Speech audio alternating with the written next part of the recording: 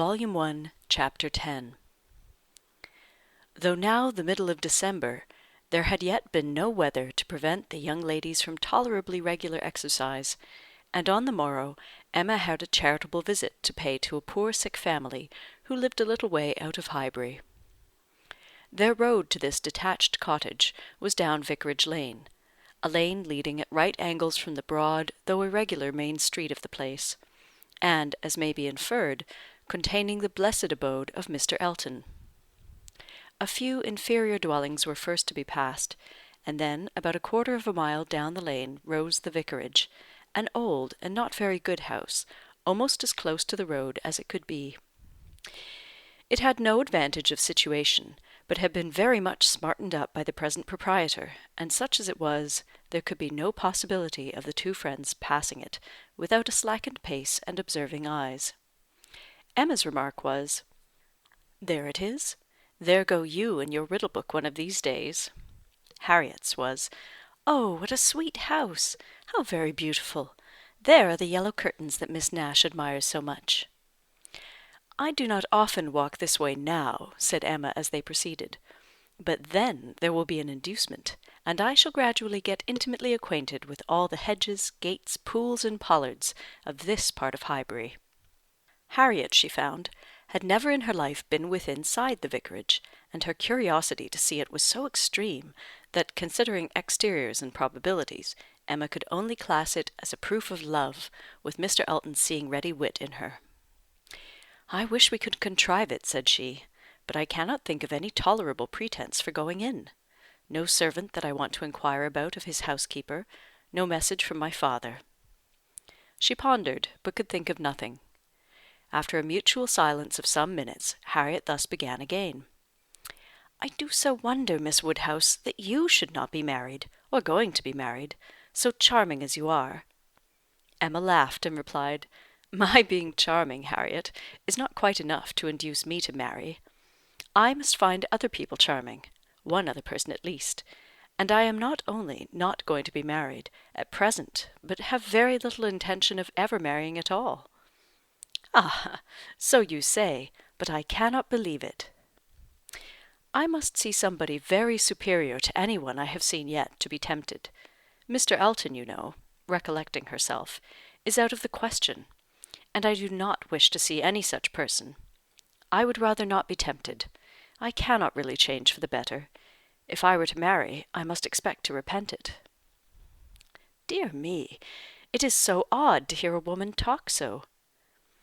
"I have none of the usual inducements of women to marry. Were I to fall in love, indeed, it would be a different thing. But I never have been in love. It is not my way or my nature, and I do not think I ever shall. And without love, I am sure I should be a fool to change such a situation as mine. Fortune I do not want, employment I do not want, consequence I do not want.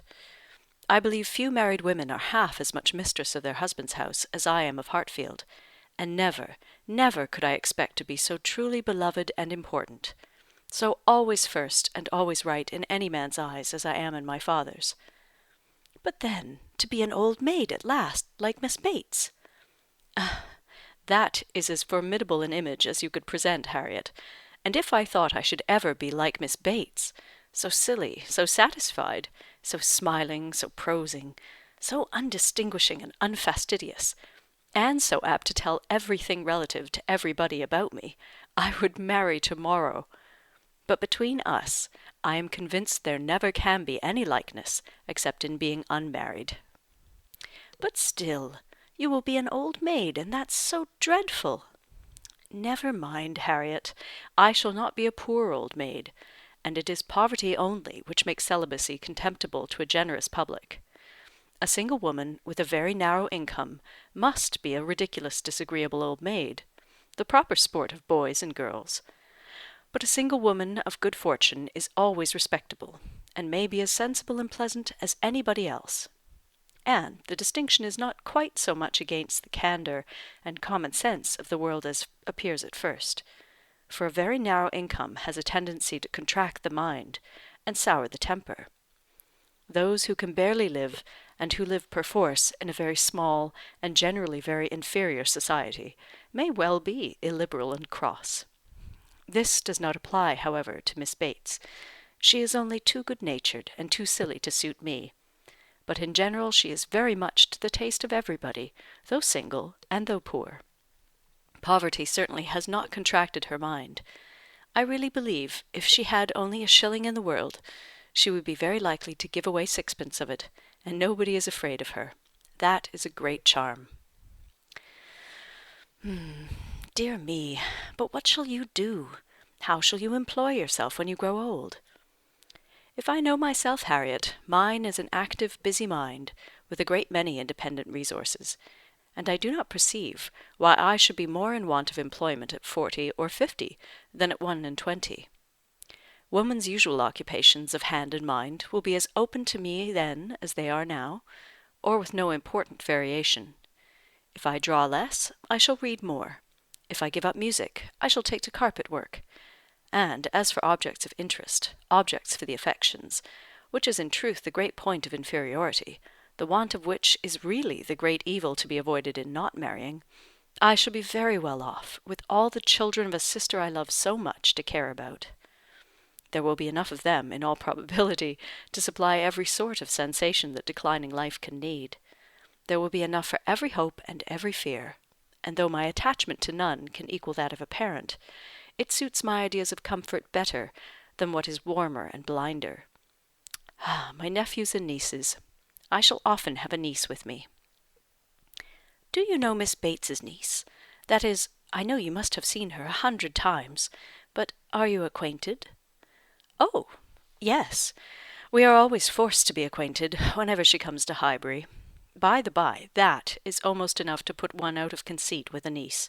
Heaven forbid, at least, that I should ever bore people half so much about all the Knightleys together as she does about Jane Fairfax. One is sick of the very name of Jane Fairfax. Every letter from her is read 40 times over, her compliments to all friends go round and round again, and if she does but send her aunt the pattern of a stomacher, or knit a pair of garters for her grandmother, one hears of nothing else for a month. I wish Jane Fairfax very well, but she tires me to death. They were now approaching the cottage, and all idle topics were superseded. Emma was very compassionate, and the distresses of the poor were as sure of relief from her personal attention and kindness, her counsel and her patience, as from her purse. She understood their ways, could allow for their ignorance and their temptations, had no romantic expectations of extraordinary virtue from those for whom education had done so little, entered into their troubles with ready sympathy, and always gave her assistance with as much intelligence as good-will. In the present instance it was sickness and poverty together which she came to visit, and after remaining there as long as she could give comfort or advice, she quitted the cottage with such an impression of the scene as made her say to Harriet as they walked away, "These are the sights, Harriet, to do one good. How trifling they make everything else appear. I feel now as if I could think of nothing but these poor creatures all the rest of the day. And yet, who can say how soon it may all vanish from my mind?" "Very true," said Harriet. "Poor creatures! One can think of nothing else." "And really, I do not think the impression will soon be over," said Emma, as she crossed the low hedge and tottering footstep which ended the narrow, slippery path through the cottage garden, and brought them into the lane again. "I do not think it will." Stopping to look once more at all the outward wretchedness of the place, and recall the still greater within. "Oh dear no," said her companion. They walked on. The lane made a slight bend, and when that bend was passed, Mr. Alton was immediately in sight, and so near as to give Emma time only to say farther, "Ah, Harriet, here comes a very sudden trial of our stability and good thoughts. Well," smiling, "I hope it may be allowed that if compassion has produced exertion and relief to the sufferers, it has done all that is truly important. If we feel for the wretched, enough to do all we can for them, the rest is empty sympathy, only distressing to ourselves." Harriet could just answer, "Oh, dear, yes," before the gentleman joined them. The wants and sufferings of the poor family, however, were the first subject on meeting. He had been going to call on them. His visit he would now defer, but they had a very interesting parley about what could be done and should be done. Mr. Elton then turned back to accompany them. To fall in with each other on such an errand as this, thought Emma, to meet in a charitable scheme, this will bring a great increase of love on each side. I should not wonder if it were to bring on the declaration. It must, if I were not here. Oh, I wish I were anywhere else.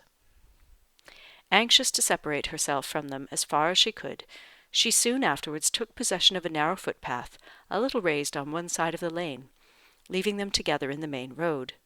But she had not been there 2 minutes when she found that Harriet's habits of dependence and imitation were bringing her up too, and that, in short, they would both be soon after her. This would not do.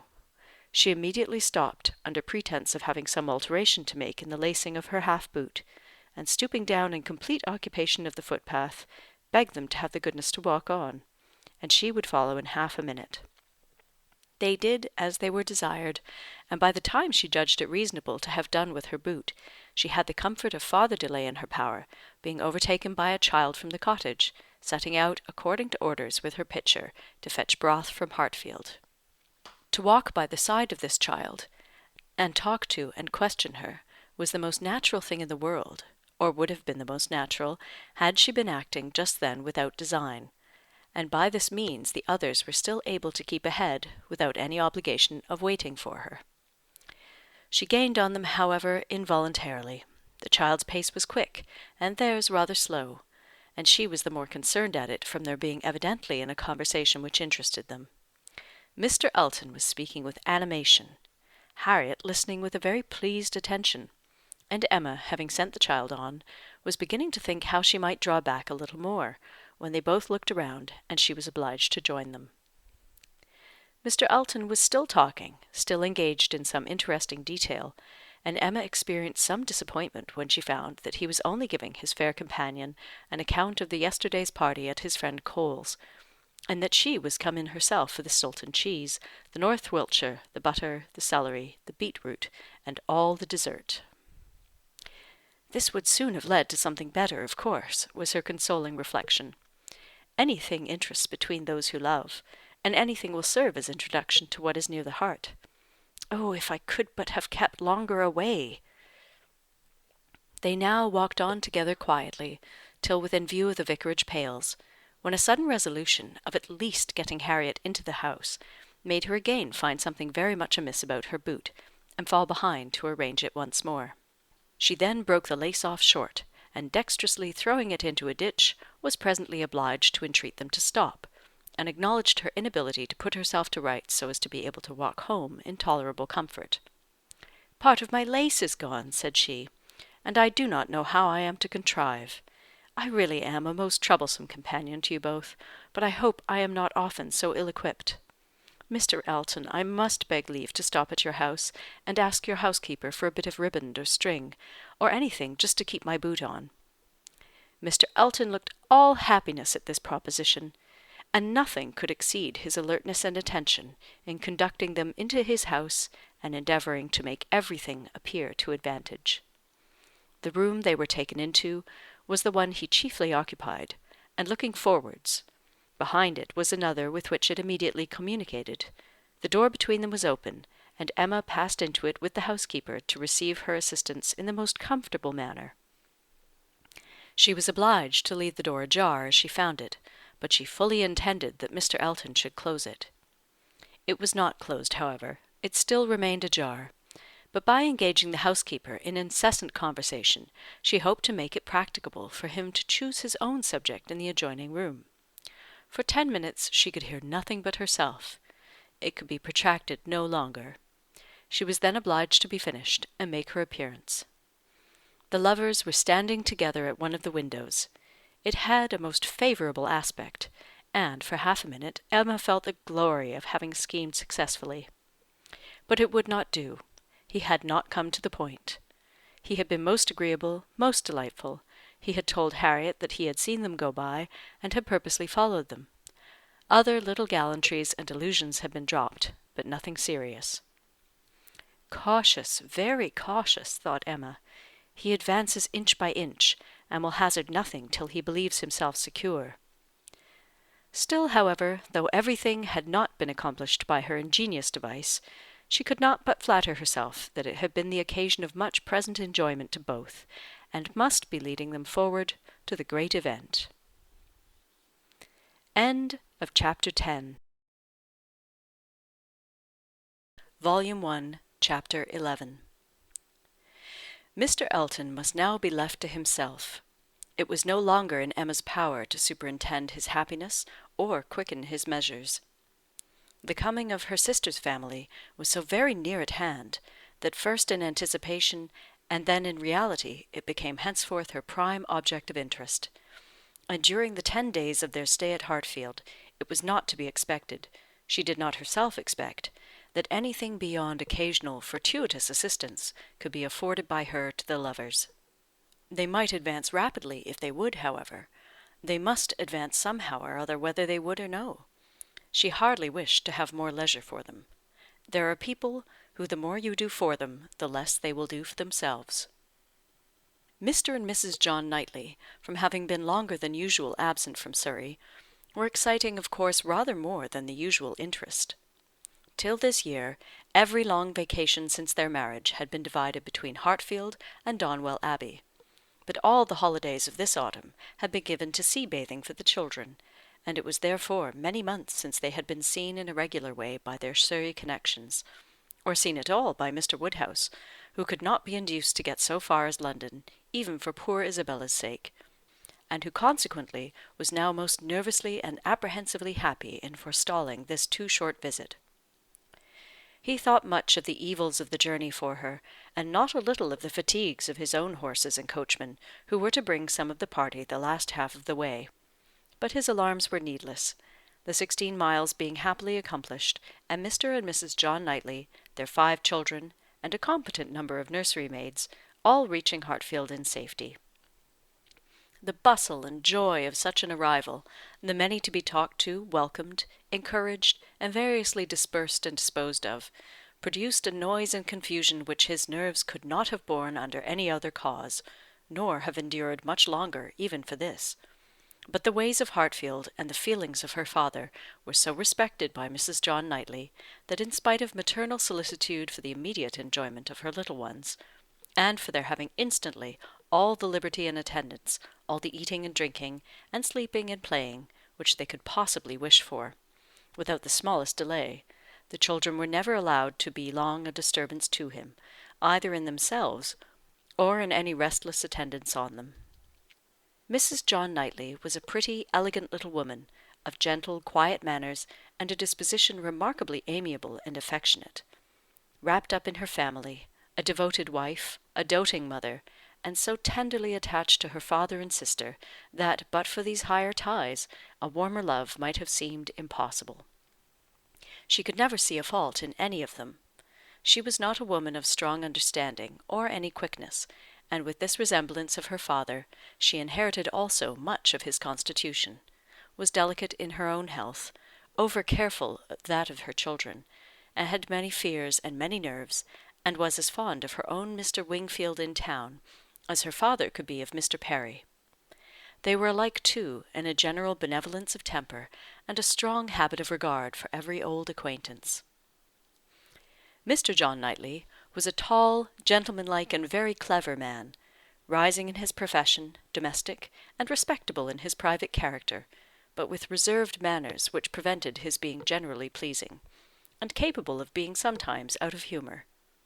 He was not an ill-tempered man, not so often unreasonably cross as to deserve such a reproach, but his temper was not his great perfection, and indeed, with such a worshipping wife, it was hardly possible that any natural defects in it should not be increased. The extreme sweetness of her temper must hurt his. He had all the clearness and quickness of mind which she wanted, and he could sometimes act an ungracious or say a severe thing. He was not a great favourite with his fair sister-in-law. Nothing wrong in him escaped her.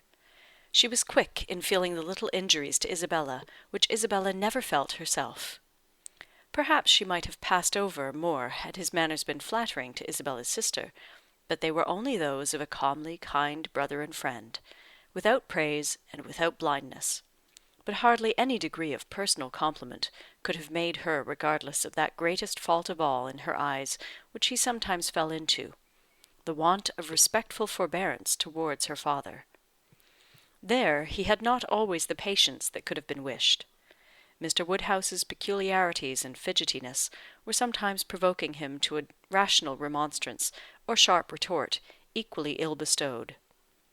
It did not often happen, for Mr. John Knightley had really a great regard for his father-in-law, and generally a strong sense of what was due to him. But it was too often for Emma's charity, especially as there was all the pain of apprehension frequently to be endured, though the offence came not. The beginning, however, of every visit displayed none but the properest feelings, and this being of necessity so short, might be hoped to pass away in unsullied cordiality. They had not been long seated and composed, when Mr. Woodhouse, with a melancholy shake of the head and a sigh, called his daughter's attention to the sad change at Hartfield since she had been there last. "Ah, my dear," said he, "poor Miss Taylor! It is a grievous business." "Oh, yes, sir," cried she with ready sympathy. "How you must miss her! And dear Emma too.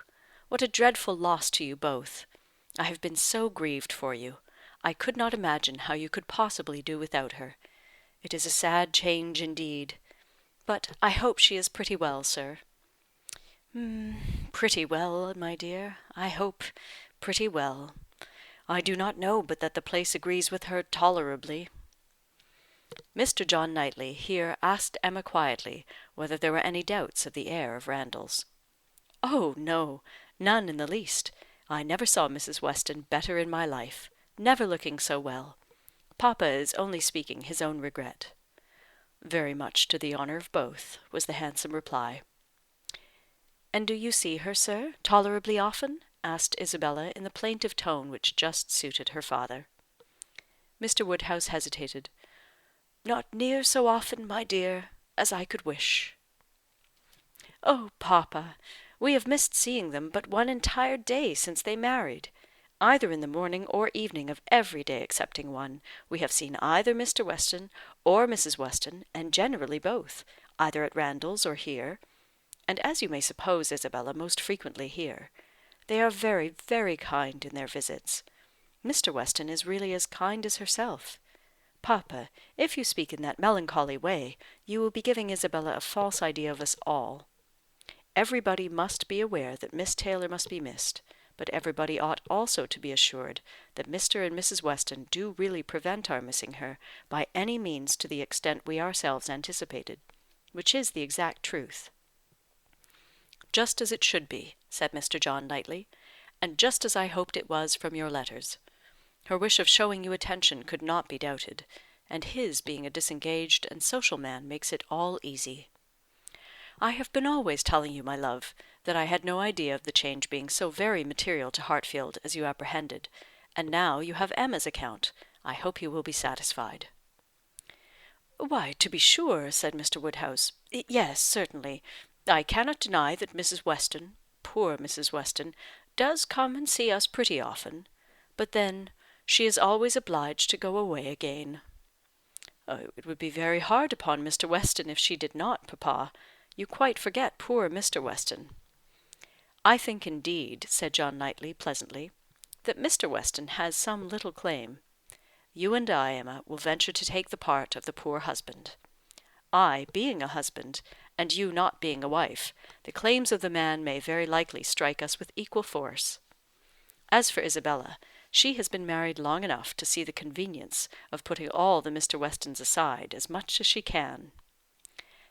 "Me, my love!" cried his wife, hearing and understanding only in part. "Are you talking about me? I am sure nobody ought to be, or can be a greater advocate for matrimony than I am. And if it had not been for the misery of her leaving Hartfield, I should never have thought of Miss Taylor but as the most fortunate woman in the world.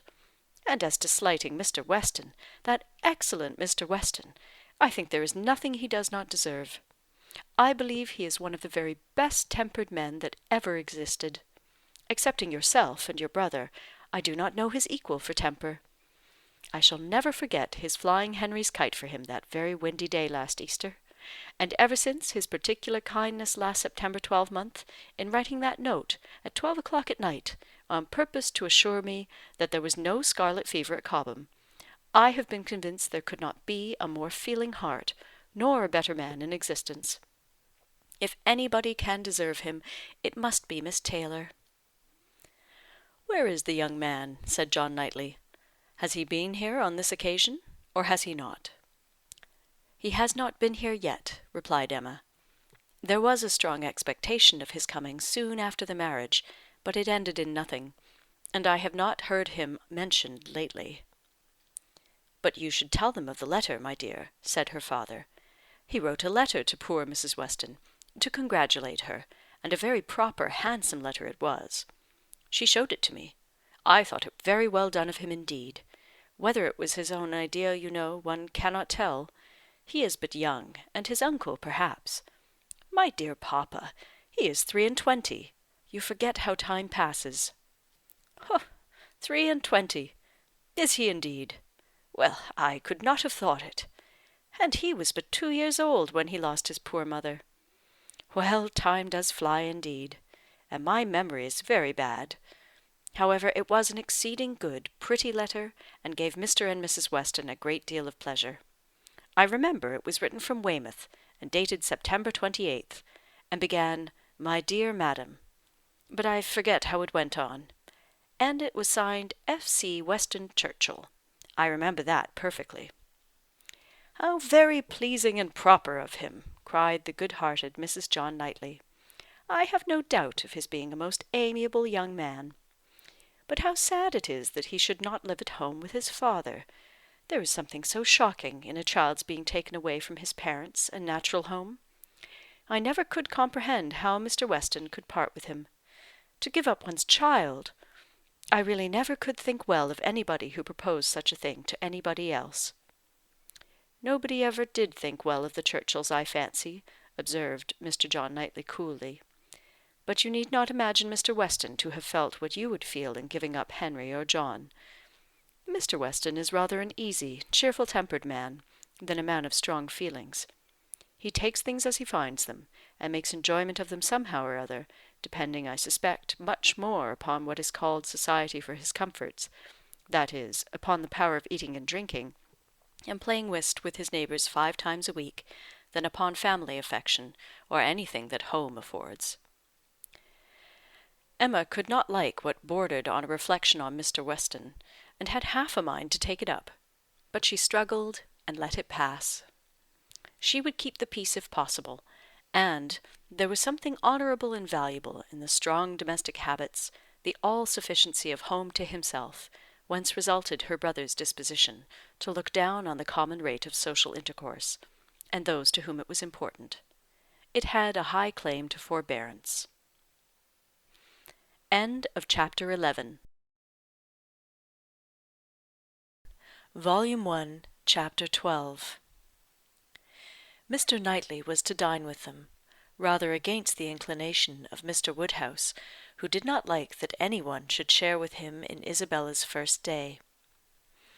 Emma's sense of right, however, had decided it, and besides the consideration of what was due to each brother, she had the particular pleasure, from the circumstance of the late disagreement between Mr. Knightley and herself, in procuring him the proper invitation.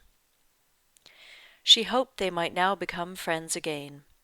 She thought it was time to make up. Making up, indeed, would not do. She certainly had not been in the wrong, and he would never own that he had. Concession must be out of the question, but it was time to appear to forget that they had ever quarrelled, and she hoped it might rather assist the restoration of friendship, that when he came into the room she had one of the children with her, the youngest, a nice little girl about 8 months old, who was now making her first visit to Hartfield, and very happy to be danced about in her aunt's arms. It did assist, for though he began with grave looks and short questions, he was soon led on to talk of them all in the usual way, and to take the child out of her arms with all the unceremoniousness of perfect amity. Emma felt they were friends again, and the conviction giving her at first great satisfaction, and then a little sauciness, she could not help saying, as he was admiring the baby, "What a comfort it is that we think alike about our nephews and nieces. As to men and women, our opinions are sometimes very different. But with regard to these children, I observe we never disagree." "If you were as much guided by nature in your estimate of men and women, and as little under the power of fancy and whim in your dealings with them, as you are where these children are concerned, we might always think alike." "To be sure, our discordancies must always arise from my being in the wrong." "Yes," said he, smiling, "and reason good. I was 16 years old when you were born." "A material difference, then," she replied, "and no doubt you are much my superior in judgment at that period of our lives. But does not the lapse of 21 years bring our understandings a good deal nearer?" "Yes, a good deal nearer." "But still not near enough to give me a chance of being right, if we think differently." "I have still the advantage of you by 16 years' experience, and by not being a pretty young woman and a spoiled child. Come, my dear Emma, let us be friends, and say no more about it. Tell your aunt, little Emma, that she ought to set you a better example than to be renewing old grievances, and that if she were not wrong before, she is now." "That's true," she cried, "very true. Little Emma, grow up a better woman than your aunt. Be infinitely cleverer, and not half so conceited. Now, Mr. Knightley, a word or two more and I have done. As far as good intentions went, we were both right, and I must say that no effects on my side of the argument have yet proved wrong. I only want to know that Mr. Martin is not very, very bitterly disappointed." "A man cannot be more so," was his short, full answer. "Ah, indeed I am very sorry. Come, shake hands with me." This had just taken place, and with great cordiality, when John Knightley made his appearance, and "How do you do, George?" and "John, how are you?" succeeded in the true English style, burying under a calmness that seemed all but indifference the real attachment which would have led either of them, if requisite, to do every thing for the good of the other.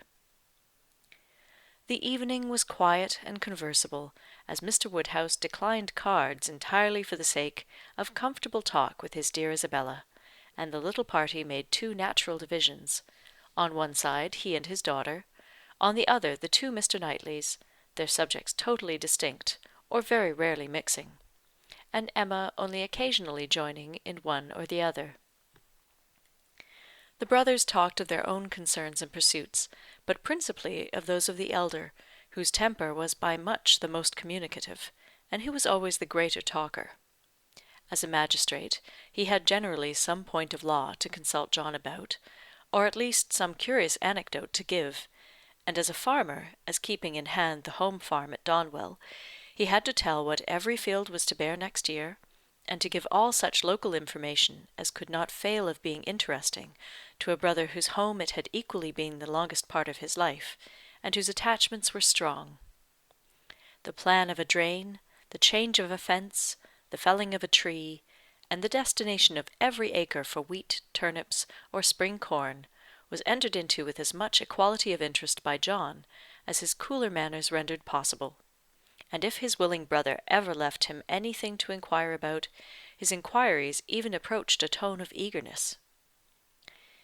While they were thus comfortably occupied, Mr. Woodhouse was enjoying a full flow of happy regrets and fearful affection with his daughter. "My poor dear Isabella," said he, fondly taking her hand, and interrupting for a few moments her busy labours for some one of her 5 children. "How long it is, how terribly long, since you were here! And how tired you must be after your journey! You must go to bed early, my dear, and I recommend a little gruel to you before you go. You and I will have a nice basin of gruel together. My dear Emma, suppose we all have a little gruel?" Emma could not suppose any such thing, knowing, as she did, that both the Mr. Knightleys were as unpersuadable on that article as herself, and 2 basins only were ordered. After a little more discourse in praise of gruel, with some wondering at its not being taken every evening by everybody, he proceeded to say, with an air of grave reflection, "It was an awkward business, my dear, your spending the autumn at Southend instead of coming here. I never had much opinion of the sea air." "Mr. Wingfield most strenuously recommended it, sir, or we should not have gone. He recommended it for all the children, but particularly for the weakness in little Bella's throat, both sea air and bathing." "Ah, my dear, but Perry had many doubts about the sea doing her any good; and as to myself, I have been long perfectly convinced, though perhaps I never told you so before, that the sea is very rarely of use to anybody. I am sure it almost killed me once." "Come, come," cried Emma, feeling this to be an unsafe subject, "I must beg you not to talk of the sea. It makes me envious and miserable, I who have never seen it. Southend is prohibited, if you please. My dear Isabella, I have not heard you make one inquiry about Mr. Perry yet, and he never forgets you." "Oh, good Mr. Perry! How is he, sir?" "Why, pretty well, but not quite well. Poor Perry is bilious, and he has not time to take care of himself. He tells me he has not time to take care of himself, which is very sad, but he is always wanted all round the country. I suppose there is not a man in such practice anywhere. But then there is not so clever a man anywhere." "And Mrs. Perry and the children? How are they? Do the children grow? I have a great regard for Mr. Perry. I hope he will be calling soon. He will be so pleased to see my little ones." "I hope he will be here to morrow, for I have a question or two to ask him about myself of some consequence. And, my dear, whenever he comes, you had better let him look at little Bella's throat." "Oh, my dear sir, her throat is so much better that I have hardly any uneasiness about it. Either bathing has been of the greatest service to her, or else it is to be attributed to an excellent embrocation of Mr. Wingfield's, which we have been applying at times ever since August." "It is not very likely, my dear, that bathing should have been of use to her; and if I had known you were wanting an embrocation, I would have spoken to—" "You seem to me to have forgotten Mrs. and Miss Bates," said Emma. "I have not heard one inquiry after them." "Oh, the good Bateses! I am quite ashamed of myself. But you mention them in most of your letters. I hope they are quite well. Good old Mrs. Bates! I will call upon her to morrow and take my children. They are always so pleased to see my children. And that excellent Miss Bates! Such thorough, worthy people. How are they, sir?" "Why, pretty well, my dear, upon the whole. But poor Mrs. Bates had a bad cold about a month ago." "Oh, how sorry I am! But colds were never so prevalent as they have been this autumn. Mr. Wingfield told me that he has never known them more general or heavy, except when it has been quite an influenza." "That has been a good deal the case, my dear, but not to the degree you mention. Perry says that colds have been very general, but not so heavy as he has very often known them in November. Perry does not call it altogether a sickly season." "No, I do not know that Mr. Wingfield considers it very sickly, except— Ah, my poor dear child, the truth is that in London it is always a sickly season. Nobody is healthy in London; nobody can be. It is a dreadful thing to have you forced to live there, so far off, and the air so bad." "No, indeed. We are not at all in a bad air. Our part of London is very superior to most others. You must not confound us with London in general, my dear sir. The neighbourhood of Brunswick Square is very different from almost all the rest. We are so very airy. I should be unwilling, I own, to live in any other part of the town. There is hardly any other that I could be satisfied to have my children in. But we are so remarkably airy. Mr. Wingfield thinks the vicinity of Brunswick Square decidedly the most favourable as to air." "Ah, my dear, it is not like Hartfield.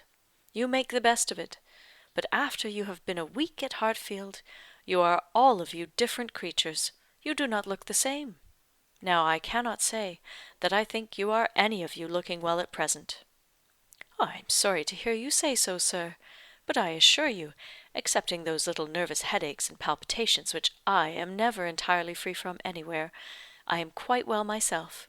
And if the children were rather pale before they went to bed, it was only because they were a little more tired than usual from their journey and the happiness of coming. I hope you will think better of their looks to morrow; for I assure you Mr. Wingfield told me that he did not believe he had ever sent us off altogether in such good case. I trust at least that you do not think Mr. Knightley looking ill," turning her eyes with affectionate anxiety towards her husband. "Middling, my dear. I cannot compliment you. I think Mr. John Knightley very far from looking well." "What is the matter, sir? Did you speak to me?" cried Mr. John Knightley, hearing his own name. "I am sorry to find, my love, that my father does not think you looking well. But I hope it is only from being a little fatigued. I could have wished, however, as you know, that you had seen Mr. Wingfield before you left home." "My dear Isabella," exclaimed he hastily, "pray do not concern yourself about my looks. Be satisfied with doctoring and coddling yourself and the children, and let me look as I choose." "I did not thoroughly understand what you were telling your brother," cried Emma, "about your friend Mr. Graham's intending to have a bailiff from Scotland, to look after his new estate.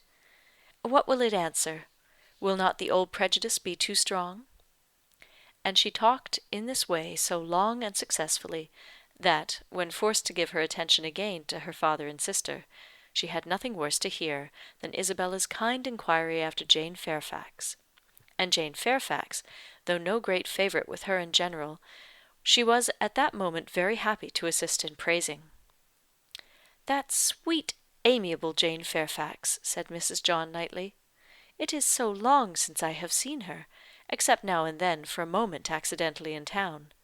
What happiness it must be to her good old grandmother and excellent aunt when she comes to visit them. I always regret excessively on dear Emma's account that she cannot be more at Highbury. But now their daughter is married, I suppose Colonel and Mrs. Campbell will not be able to part with her at all.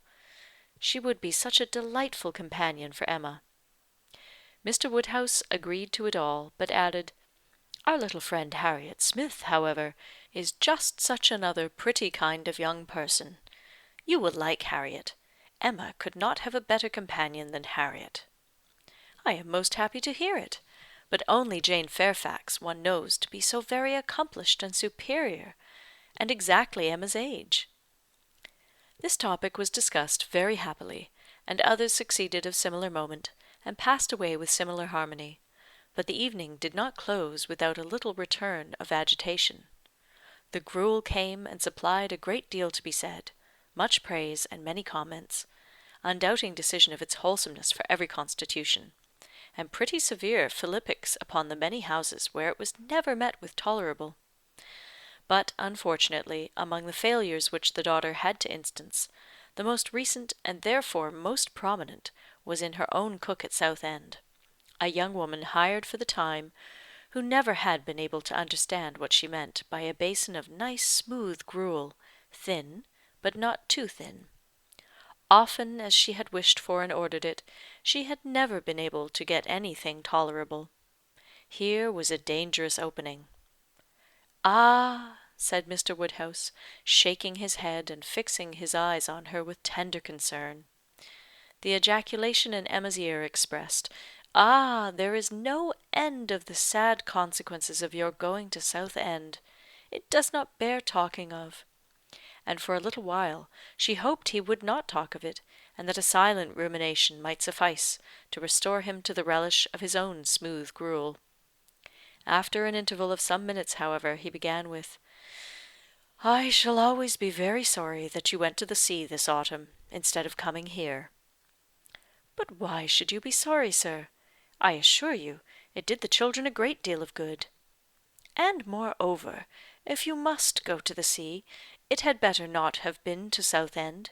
Southend is an unhealthy place. Perry was surprised to hear you had fixed upon Southend." "I know there is such an idea with many people, but indeed it is quite a mistake, sir." We all had our health perfectly well there, never found the least inconvenience from the mud, and Mr. Wingfield says it is entirely a mistake to suppose the place unhealthy. And I am sure he may be depended on, for he thoroughly understands the nature of the air, and his own brother and family have been there repeatedly. You should have gone to Cromer, my dear, if you went anywhere. Perry was a week at Cromer once, and he holds it to be the best of all the sea-bathing places. A fine open sea, he says, and very pure air. And, by what I understand, you might have had lodgings there quite away from the sea, a quarter of a mile off, very comfortable. You should have consulted Perry. But, my dear sir, the difference of the journey, only consider how great it would have been. 100 miles, perhaps, instead of 40. Ah, my dear, as Perry says, where health is at stake, nothing else should be considered. And if one is to travel, there is not much to choose between 40 miles and 100. Better not move at all. Better stay in London altogether than travel 40 miles, to get into a worse air. This is just what Perry said. It seemed to him a very ill-judged measure. Emma's attempts to stop her father had been vain, and when he had reached such a point as this, she could not wonder at her brother-in-law's breaking out. "Mr. Perry," said he, in a voice of very strong displeasure, "would do as well to keep his opinion till it is asked for. Why does he make it any business of his to wonder at what I do, at my taking my family to one part of the coast or another? I may be allowed, I hope, the use of my judgment, as well as Mr. Perry. I want his directions no more than his drugs." He paused, and growing cooler in a moment, added, with only sarcastic dryness, "If Mr. Perry can tell me how to convey a wife and 5 children a distance of 130 miles, with no greater expense or inconvenience than a distance of 40, I should be as willing to prefer Cromer to Southend as he could himself." "True, true," cried Mr. Knightley, with most ready interposition. "Very true. That's a consideration indeed. But, John, as to what I was telling you of my idea of moving the path to Langham, of turning it more to the right, that it may not cut through the home meadows, I cannot conceive any difficulty. I should not attempt it, if it were to be the means of inconvenience to the Highbury people. But if you call to mind exactly the present line of the path, the only way of proving it, however, will be to turn to our maps. I shall see you at the Abbey to-morrow morning, I hope, and then we will look them over, and you shall give me your opinion." Mr. Woodhouse was rather agitated by such harsh reflections on his friend Perry, to whom he had, in fact, though unconsciously, been attributing many of his own feelings and expressions. But the soothing attentions of his daughters gradually removed the present evil, and the immediate alertness of one brother, and better recollections of the other, prevented any renewal of it. Chapter 12. Volume 1, Chapter 13. There could hardly be a happier creature in the world than Mrs. John Knightley, in this short visit to Hartfield, going about every morning among her old acquaintance with her 5 children, and talking over what she had done every evening with her father and sister. She had nothing to wish otherwise, but that the days did not pass so swiftly. It was a delightful visit, perfect in being much too short.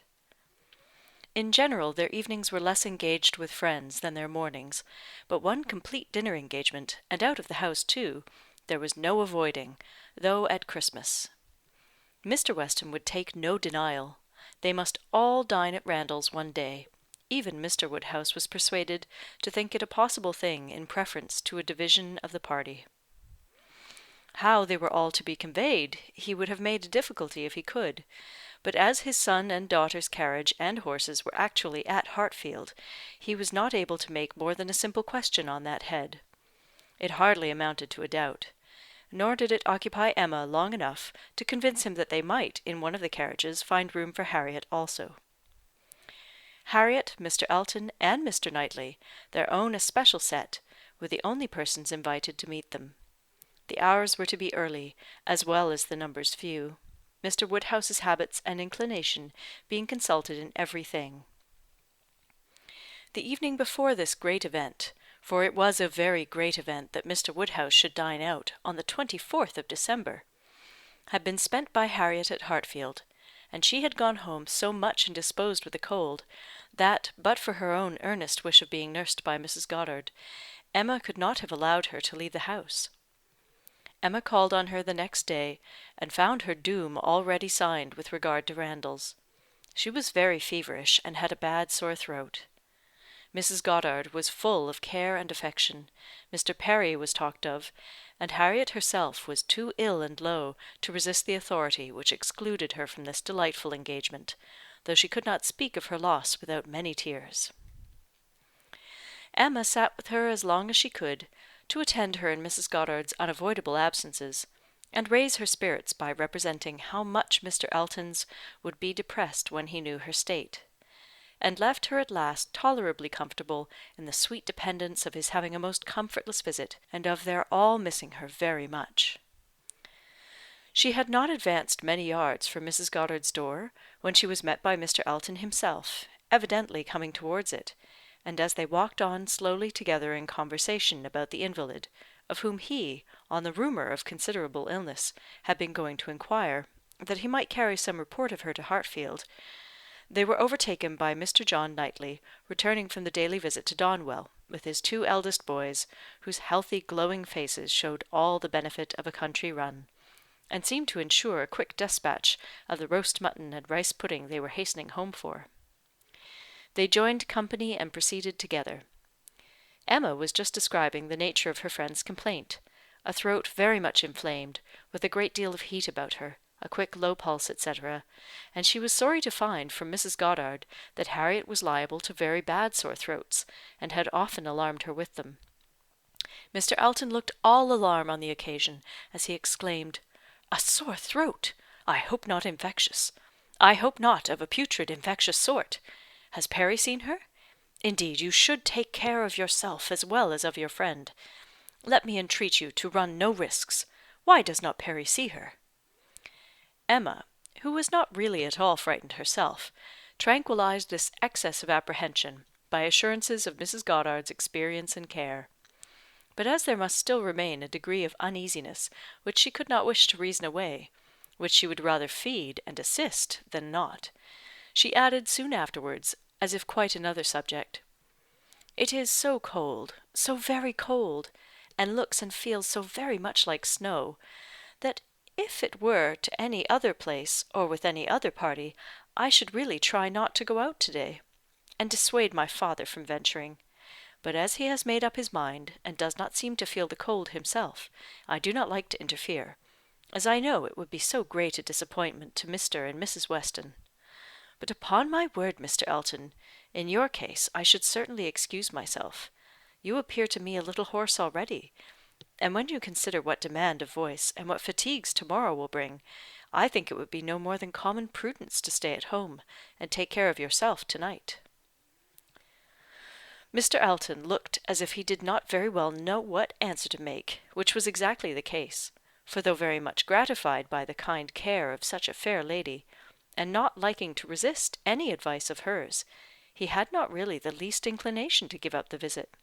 But Emma, too eager and busy in her own previous conceptions and views to hear him impartially, or see him with clear vision, was very well satisfied with his muttering acknowledgment of its being "very cold, certainly very cold," and walked on, rejoicing in having extricated him from Randalls, and secured him the power of sending to inquire after Harriet every hour of the evening.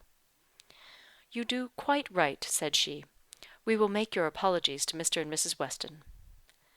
But hardly had she so spoken, when she found her brother was civilly offering a seat in his carriage, if the weather were Mr. Elton's only objection, and Mr. Elton actually accepting the offer with much prompt satisfaction. It was a done thing. Mr. Elton was to go, and never had his broad, handsome face expressed more pleasure than at this moment. Never had his smile been stronger, nor his eyes more exulting than when he next looked at her. "Well," said she to herself, "this is most strange. After I had got him off so well, to choose to go into company, and leave Harriet ill behind? Most strange indeed. But there is, I believe, in many men, especially single men, such an inclination, such a passion for dining out. A dinner engagement is so high in the class of their pleasures, their employments, their dignities, almost their duties, that anything gives way to it. And this must be the case with Mr. Elton. A most valuable, amiable, pleasing young man undoubtedly, and very much in love with Harriet. But still, he cannot refuse an invitation. He must dine out wherever he is asked. What a strange thing love is! He can see ready wit in Harriet, but will not dine alone for her. Soon afterwards Mr. Elton quitted them, and she could not but do him the justice of feeling that there was a great deal of sentiment in his manner of naming Harriet at parting. In the tone of his voice while assuring her that he should call at Mrs. Goddard's for news of her fair friend, the last thing before he prepared for the happiness of meeting her again, when he hoped to be able to give her a better report, and he sighed and smiled himself off in a way that left the balance of approbation much in his favour. After a few minutes of entire silence between them, John Knightley began with, "I never in my life saw a man more intent on being agreeable than Mr. Elton. It is downright labour to him where ladies are concerned. With men he can be rational and unaffected, but when he has ladies to please, every feature works." "Mr. Elton's manners are not perfect," replied Emma, "but where there is a wish to please, one ought to overlook, and one does overlook a great deal. Where a man does his best with only moderate powers, he will have the advantage over negligent superiority. There is such perfect good temper and goodwill in Mr. Elton as one cannot but value." "Yes," said Mr. John Knightley presently, with some slyness, "he seems to have a great deal of goodwill towards you." "Me?" she replied with a smile of astonishment. "Are you imagining me to be Mr. Elton's object? Such an imagination has crossed me, I own, Emma, and if it never occurred to you before, you may as well take it into consideration now." "Mr. Elton in love with me! What an idea!" "I do not say it is so, but you will do well to consider whether it is so or not, and to regulate your behaviour accordingly. I think your manners to him encouraging. I speak as a friend, Emma. You had better look about you and ascertain what you do, and what you mean to do." "I thank you, but I assure you you are quite mistaken. Mr. Elton and I are very good friends, and nothing more." And she walked on, amusing herself in the consideration of the blunders which often arise from a partial knowledge of circumstances, of the mistakes which people of high pretensions to judgment are for ever falling into, and not very well pleased with her brother for imagining her blind and ignorant, and in want of counsel. He said no more. Mr. Woodhouse had so completely made up his mind to the visit, that in spite of the increasing coldness, he seemed to have no idea of shrinking from it, and set forward at last most punctually with his eldest daughter in his own carriage, with less apparent consciousness of the weather than either of the others. Too full of the wonder of his own going, and the pleasure it was to afford at Randall's, to see that it was cold, and too well wrapped up to feel it. The cold, however, was severe, and by the time the second carriage was in motion, a few flakes of snow were finding their way down, and the sky had the appearance of being so overcharged as to want only a milder air to produce a very white world in a very short time. Emma soon saw that her companion was not in the happiest humour. The preparing and the going abroad in such weather, with the sacrifice of his children after dinner, were evils, were disagreeables at least, which Mr. John Knightley did not by any means like. He anticipated nothing in the visit that could be at all worth the purchase, and the whole of their drive to the vicarage was spent by him in expressing his discontent. "A man," said he, "must have a very good opinion of himself when he asks people to leave their own fireside, and encounter such a day as this, for the sake of coming to see him. He must think himself a most agreeable fellow. I could not do such a thing. It is the greatest absurdity, actually snowing at this moment, the folly of not allowing people to be comfortable at home, and the folly of people's not staying comfortably at home when they can. If we were obliged to go out such an evening as this, by any call of duty or business, what a hardship we should deem it! And here we are, probably with rather thinner clothing than usual, setting forward voluntarily, without excuse, in defiance of the voice of nature, which tells man in everything given to his view or his feelings to stay at home himself, and keep all under shelter that he can. Here we are, setting forward to spend 5 dull hours in another man's house with nothing to say or hear that was not said and heard yesterday, and may not be said and heard again to-morrow. Going in dismal weather to return probably in worse, 4 horses and 4 servants taken out for nothing but to convey 5 idle, shivering creatures into colder rooms and worse company than they might have had at home.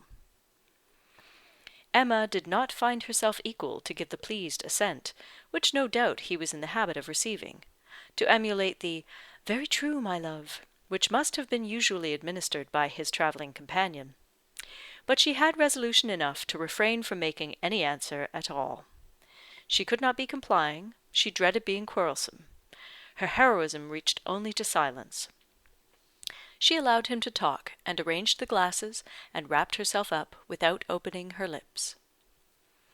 They arrived, the carriage turned, the step was let down, and Mr. Elton, spruce, black, and smiling, was with them instantly. Emma thought with pleasure of some change of subject. Mr. Elton was all obligation and cheerfulness.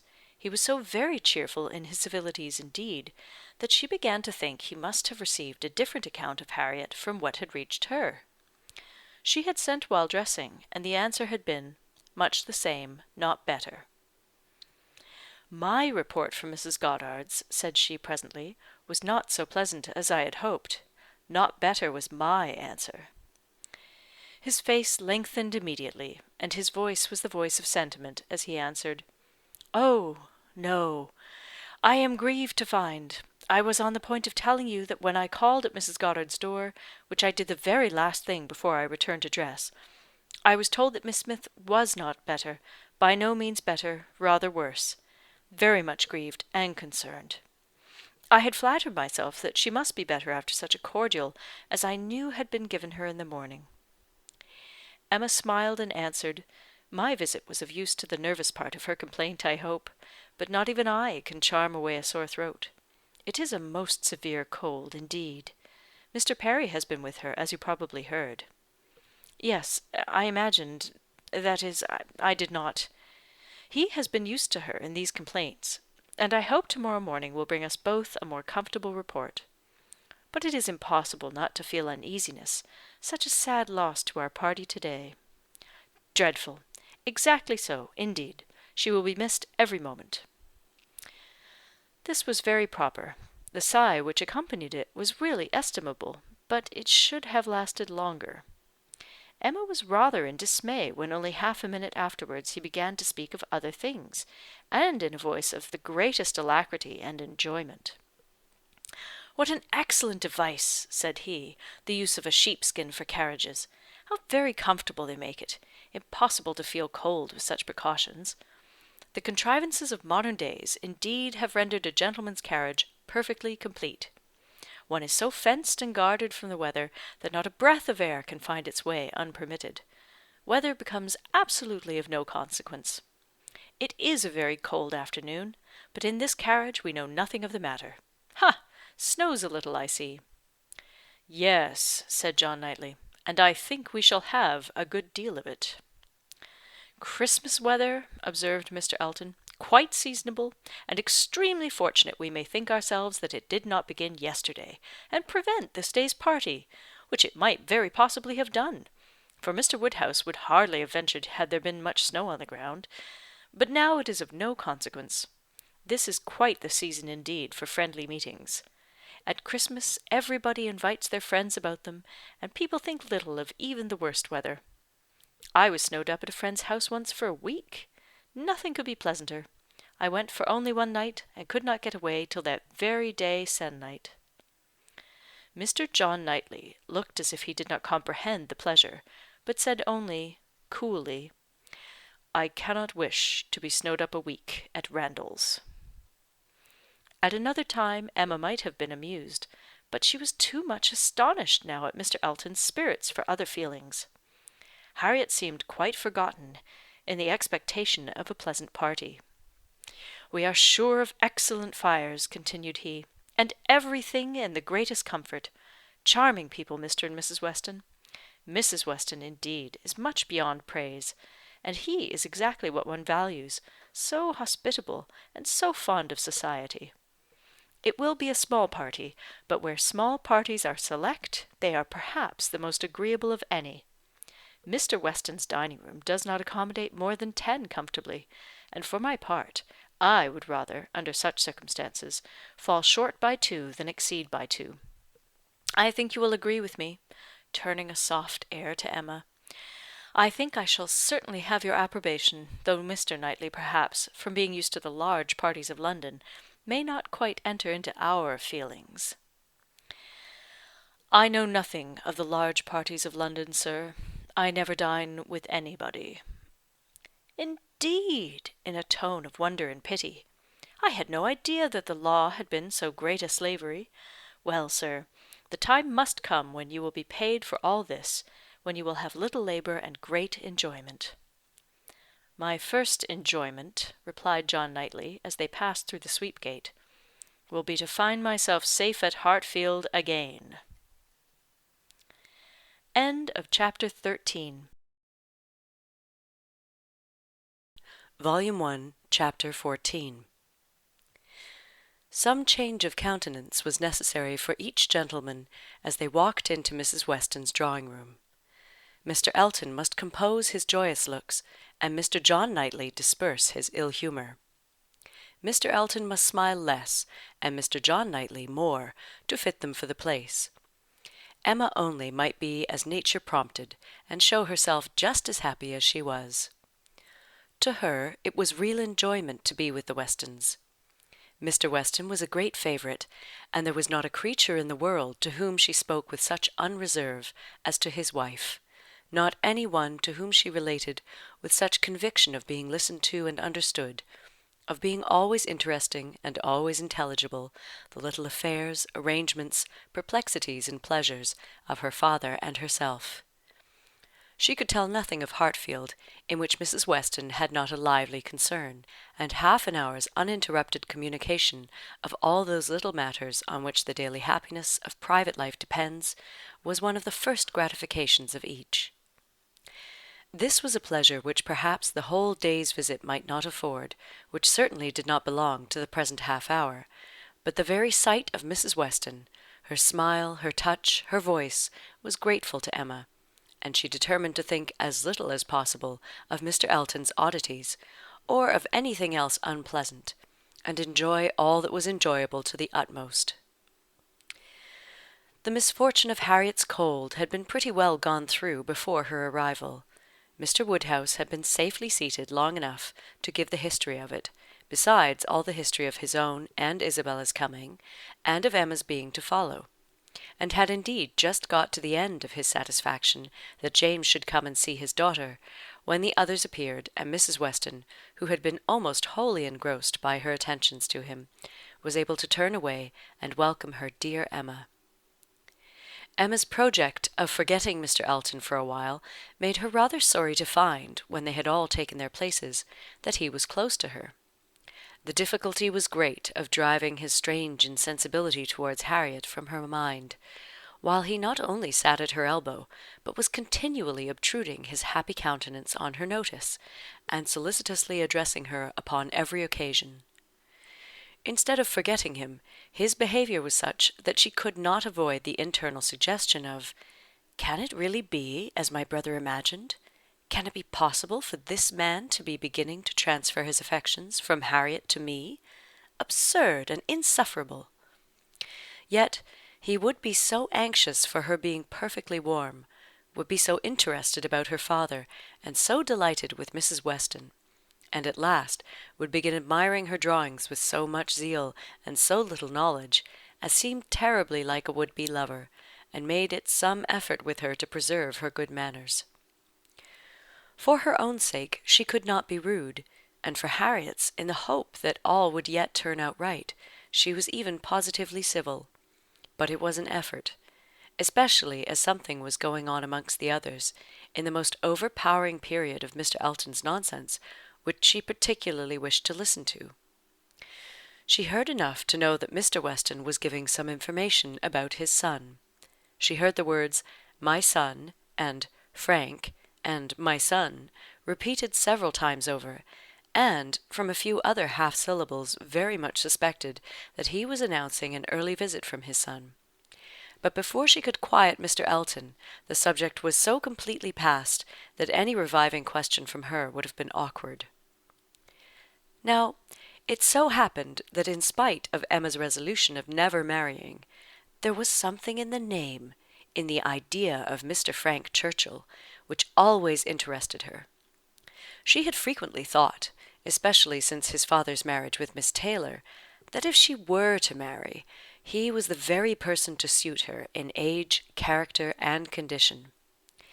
He seemed by this connection between the families quite to belong to her. She could not but suppose it to be a match that everybody who knew them must think of. That Mr. and Mrs. Weston did think of it, she was very strongly persuaded, and though not meaning to be induced by him, or by anybody else, to give up a situation which she believed more replete with good than any she could change it for, she had a great curiosity to see him, a decided intention of finding him pleasant, of being liked by him to a certain degree, and a sort of pleasure in the idea of their being coupled in their friends' imaginations.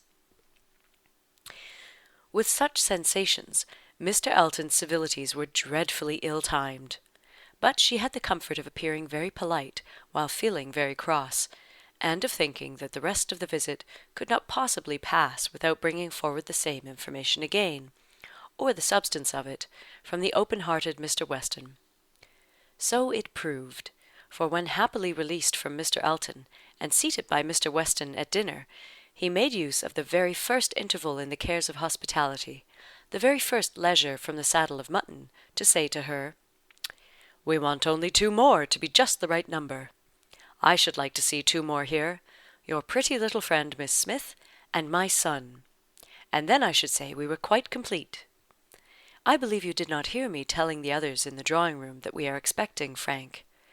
I had a letter from him this morning, and he will be with us within a fortnight."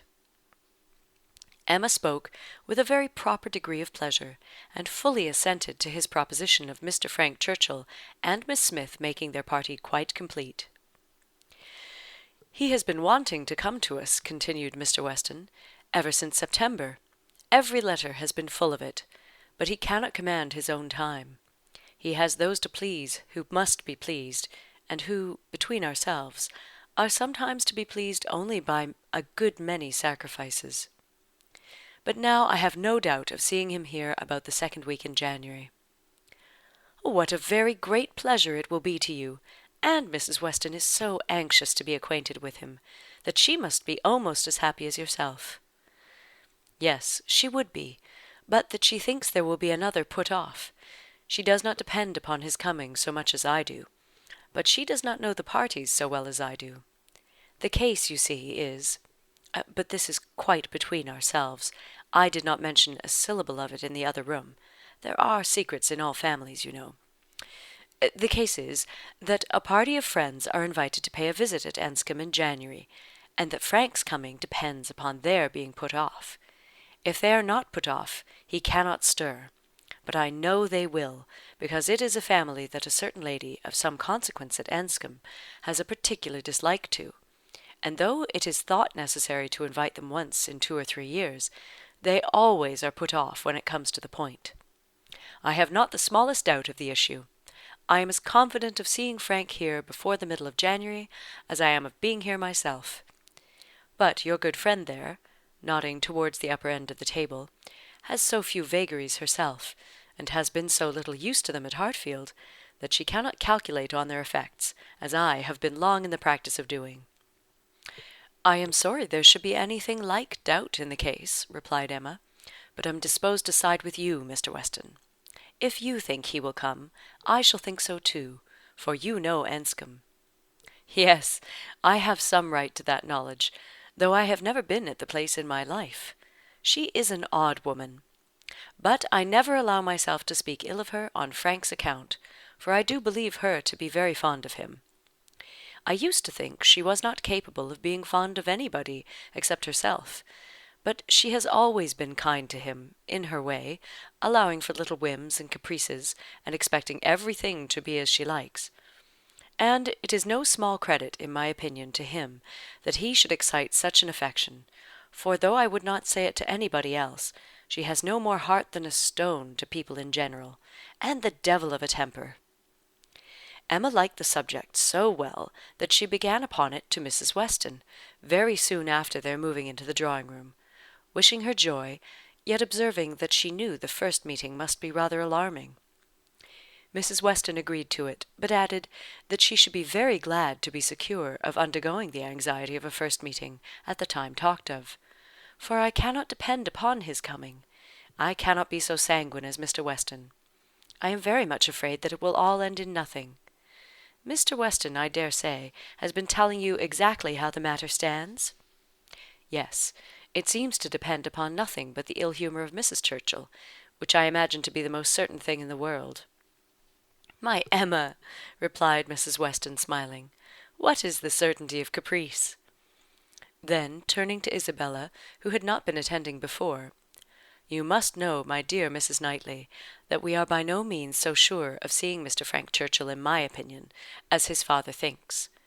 It depends entirely upon his aunt's spirits and pleasure; in short, upon her temper.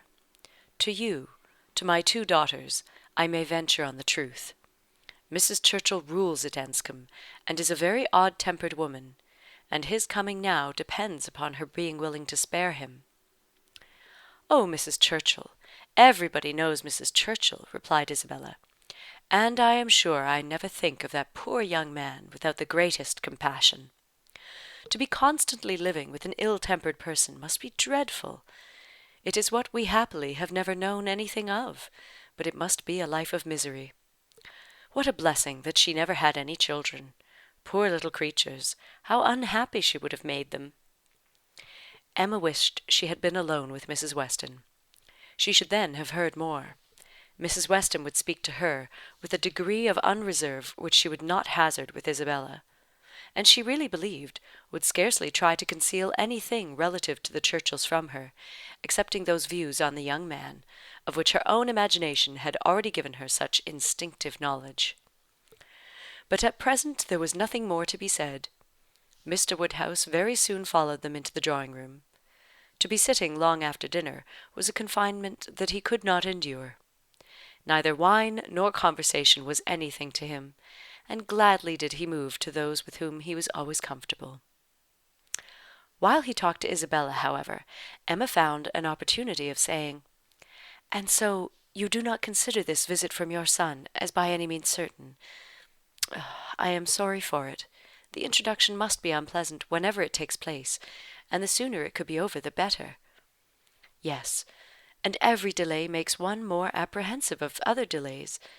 Even if this family, the Braithwaites, are put off, I am still afraid that some excuse may be found for disappointing us. I cannot bear to imagine any reluctance on his side, but I am sure there is a great wish on the Churchills to keep him to themselves. There is jealousy. They are jealous even of his regard for his father. In short, I can feel no dependence on his coming, and I wish Mr. Weston were less sanguine." "He ought to come," said Emma. "If he could stay only a couple of days, he ought to come. And one can hardly conceive a young man's not having it in his power to do as much as that. A young woman, if she fall into bad hands, may be teased, and kept at a distance from those she wants to be with, but one cannot comprehend a young man's being under such a restraint, as not to be able to spend a week with his father if he likes it." "Oh, one ought to be at Enscombe, and know the ways of the family before one decides upon what he can do," replied Mrs. Weston. "One ought to use the same caution, perhaps, in judging of the conduct of any one individual of any one family, but Enscombe, I believe, certainly must not be judged by general rules. She is so very unreasonable, and everything gives way to her." "But she is so fond of the nephew. He is so very great a favourite. Now, according to my idea of Mrs. Churchill, it would be most natural that while she makes no sacrifice for the comfort of the husband, to whom she owes everything, while she exercises incessant caprice towards him, she should frequently be governed by the nephew, to whom she owes nothing at all. My dearest Emma, do not pretend with your sweet temper to understand a bad one, or to lay down rules for it. You must let it go its own way. I have no doubt of his having, at times, considerable influence, but it may be perfectly impossible for him to know beforehand when it will be. Emma listened, and then coolly said, I shall not be satisfied unless he comes. He may have a great deal of influence on some points, continued Mrs. Weston, and on others very little, and among those on which she is beyond his reach, it is but too likely may be this very circumstance of his coming away from them to visit us. End of chapter 14. Volume 1, Chapter 15. Mr. Woodhouse was soon ready for his tea, and when he had drank his tea he was quite ready to go home, and it was as much as his three companions could do to entertain away his notice of the lateness of the hour, before the other gentlemen appeared. Mr. Weston was chatty and convivial, and no friend to early separations of any sort, but at last the drawing-room party did receive an augmentation. Mr. Elton, in very good spirits, was one of the first to walk in. Mrs. Weston and Emma were sitting together on a sofa. He joined them immediately, and, with scarcely an invitation, seated himself between them. Emma, in good spirits too, from the amusement afforded her mind by the expectation of Mr. Frank Churchill, was willing to forget his late improprieties, and be as well satisfied with him as before, and on his making Harriet his very first subject, was ready to listen with most friendly smiles. He professed himself extremely anxious about her fair friend, her fair, lovely, amiable friend. Did she know?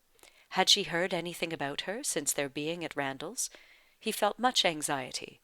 He must confess that the nature of her complaint alarmed him considerably. And in this style he talked on for some time very properly, not much attending to any answer, but altogether sufficiently awake to the terror of a bad sore throat, and Emma was quite in charity with him. But at last there seemed a perverse turn. It seemed all at once as if he were more afraid of its being a bad sore throat on her account than on Harriet's, more anxious that she should escape the infection than that there should be no infection in the complaint. He began with great earnestness to entreat her to refrain from visiting the sick chamber again, for the present, to entreat her to promise him not to venture into such hazard till he had seen Mr. Perry and learnt his opinion. And though she tried to laugh it off, and bring the subject back into its proper course, there was no putting an end to his extreme solicitude about her. She was vexed.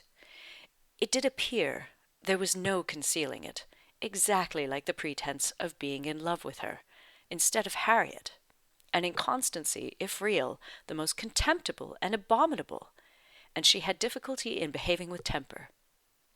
He turned to Mrs. Weston to implore her assistance. Would she not give him her support? Would she not add her persuasions to his, to induce Miss Woodhouse not to go to Mrs. Goddard's till it were certain that Miss Smith's disorder had no infection? He could not be satisfied without a promise. Would she not give him her influence in procuring it? So scrupulous for others, he continued, and yet so careless for herself. She wanted me to nurse my cold by staying at home to-day, and yet will not promise to avoid the danger of catching an ulcerated sore throat herself. Is this fair, Mrs. Weston?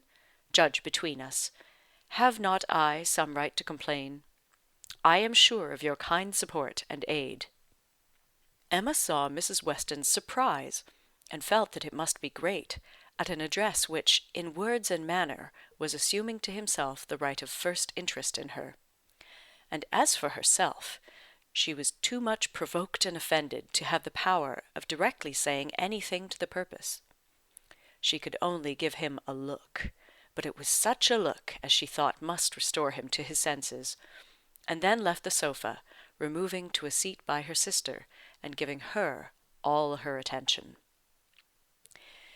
She had not time to know how Mr. Elton took the reproof, so rapidly did another subject succeed.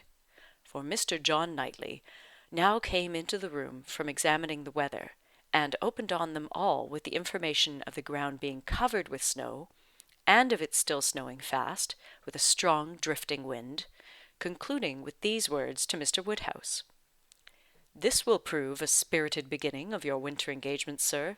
Something new for your coachmen and horses, to be making their way through a storm of snow." Poor Mr. Woodhouse was silent from consternation, but everybody else had something to say. Everybody was either surprised or not surprised, and had some question to ask or some comfort to offer. Mrs. Weston and Emma tried earnestly to cheer him, and turn his attention from his son-in-law, who was pursuing his triumph rather unfeelingly. "I admired your resolution very much, sir," said he, "in venturing out in such weather, for of course you saw there would be snow very soon. Everybody must have seen the snow coming on. I admired your spirit, and I dare say we shall get home very well. Another hour or two's snow can hardly make the road impassable, and we are 2 carriages. If one is blown over in the bleak part of the common field, there will be the other at hand. I dare say we shall be all safe at Hartfield before midnight." Mr. Weston, with triumph of a different sort, was confessing that he had known it to be snowing some time, but had not said a word, lest it should make Mr. Woodhouse uncomfortable, and be an excuse for his hurrying away. As to there being any quantity of snow fallen, or likely to fall, to impede their return, that was a mere joke.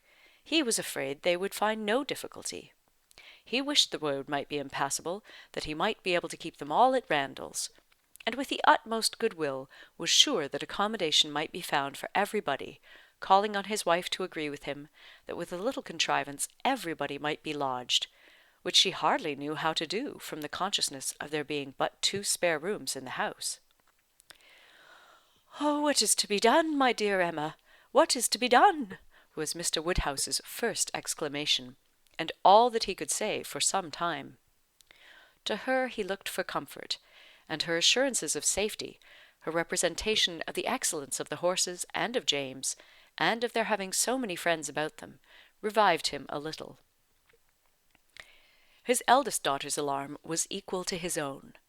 The horror of being blocked up at Randalls, while her children were at Hartfield, was full in her imagination, and fancying the road to be now just passable for adventurous people, but in a state that admitted no delay, she was eager to have it settled that her father and Emma should remain at Randalls, while she and her husband set forward instantly through all the possible accumulations of drifted snow that might impede them.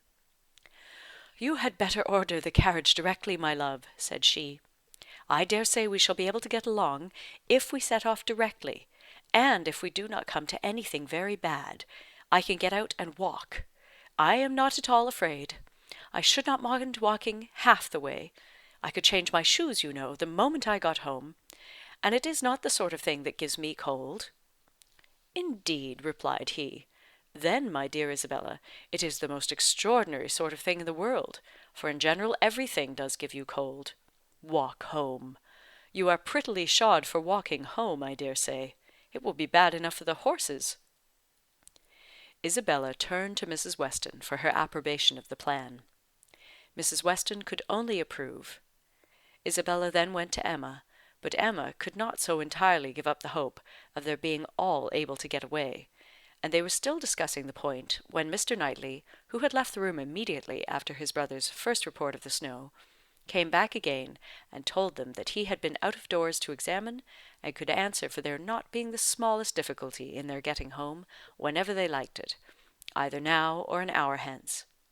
He had gone beyond the sweep, some way along the Highbury road. The snow was nowhere above half an inch deep, in many places hardly enough to whiten the ground. A very few flakes were falling at present, but the clouds were parting, and there was every appearance of its being soon over. He had seen the coachman, and they both agreed with him in there being nothing to apprehend. To Isabella, the relief of such tidings was very great, and they were scarcely less acceptable to Emma on her father's account, who was immediately set as much at ease on the subject as his nervous constitution allowed. But the alarm that had been raised could not be appeased so as to admit of any comfort for him while he continued at Randalls. He was satisfied of there being no present danger in returning home, but no assurances could convince him that it was safe to stay, and while the others were variously urging and recommending, Mr. Knightley and Emma settled it in a few brief sentences thus: "Your father will not be easy. Why do not you go?" "I am ready, if the others are." "Shall I ring the bell?" "Yes, do." And the bell was rung, and the carriages spoken for. A few minutes more, and Emma hoped to see one troublesome companion deposited in his own house, to get sober and cool, and the other recover his temper and happiness when this visit of hardship were over. The carriage came, and Mr. Woodhouse, always the first object on such occasions, was carefully attended to his own by Mr. Knightley and Mr. Weston. But not all that either could say could prevent some renewal of alarm at the sight of the snow which had actually fallen, and the discovery of a much darker night than he had been prepared for. He was afraid they should have a very bad drive. He was afraid poor Isabella would not like it, and there would be poor Emma in the carriage behind. He did not know what they had best do. They must keep as much together as they could. And James was talked to, and given a charge to go very slow and wait for the other carriage. Isabella stepped in after her father. John Knightley, forgetting that he did not belong to their party, stepped in after his wife very naturally, so that Emma found, on being escorted and followed into the second carriage by Mr. Elton, that the door was to be lawfully shut on them, and that they were to have a tete-a-tete drive. It would not have been the awkwardness of a moment. It would have been rather a pleasure, previous to the suspicions of this very day. She could have talked to him of Harriet, and the 3/4 of a mile would have seemed but one. But now she would rather it had not happened. She believed he had been drinking too much of Mr. Weston's good wine, and felt sure that he would want to be talking nonsense. To restrain him as much as might be, by her own manners, she was immediately preparing to speak with exquisite calmness and gravity of the weather and the night, but scarcely had she begun, scarcely had they passed the sweep gate and joined the other carriage, than she found her subject cut up, her hand seized, her attention demanded, and Mr. Elton actually making violent love to her, availing himself of the precious opportunity, declaring sentiments which must be already well known, hoping, fearing, adoring, ready to die if she refused him, but flattering himself that his ardent attachment and unequalled love and unexampled passion could not fail of having some effect, and in short very much resolved on being seriously accepted as soon as possible. It really was so. Without scruple, without apology, without much apparent diffidence, Mr. Elton, the lover of Harriet, was professing himself her lover. She tried to stop him, but vainly. He would go on and say it all. Angry as she was, the thought of the moment made her resolve to restrain herself when she did speak. She felt that half this folly must be drunkenness, and therefore could hope that it might belong only to the passing hour. Accordingly, with a mixture of the serious and the playful, which she hoped would best suit his half-and-half state, she replied, "I am very much astonished, Mr. Elton. This to me! You forget yourself. You take me for my friend. Any message to Miss Smith I shall be happy to deliver, but no more of this to me, if you please." Miss Smith? Message to Miss Smith? What could she possibly mean? And he repeated her words with such assurance of accent, such boastful pretence of amazement, that she could not help replying with quickness, "Mr. Elton, this is the most extraordinary conduct, and I can account for it only in one way. You are not yourself, or you could not speak either to me or of Harriet in such a manner. Command yourself enough to say no more, and I will endeavour to forget it." But Mr. Elton had only drunk wine enough to elevate his spirits, not at all to confuse his intellects. He perfectly knew his own meaning, and having warmly protested against her suspicion as most injurious, and slightly touched upon his respect for Miss Smith as her friend, but acknowledging his wonder that Miss Smith should be mentioned at all, he resumed the subject of his own passion, and was very urgent for a favourable answer. As she thought less of his inebriety, she thought more of his inconstancy and presumption, and with fewer struggles for politeness replied, "It is impossible for me to doubt any longer. You have made yourself too clear. Mr. Elton, my astonishment is much beyond anything I can express. After such behaviour as I have witnessed during the last month to Miss Smith, such attentions as I have been in the daily habit of observing, to be addressing me in this manner, this is an unsteadiness of character, indeed, which I had not supposed possible.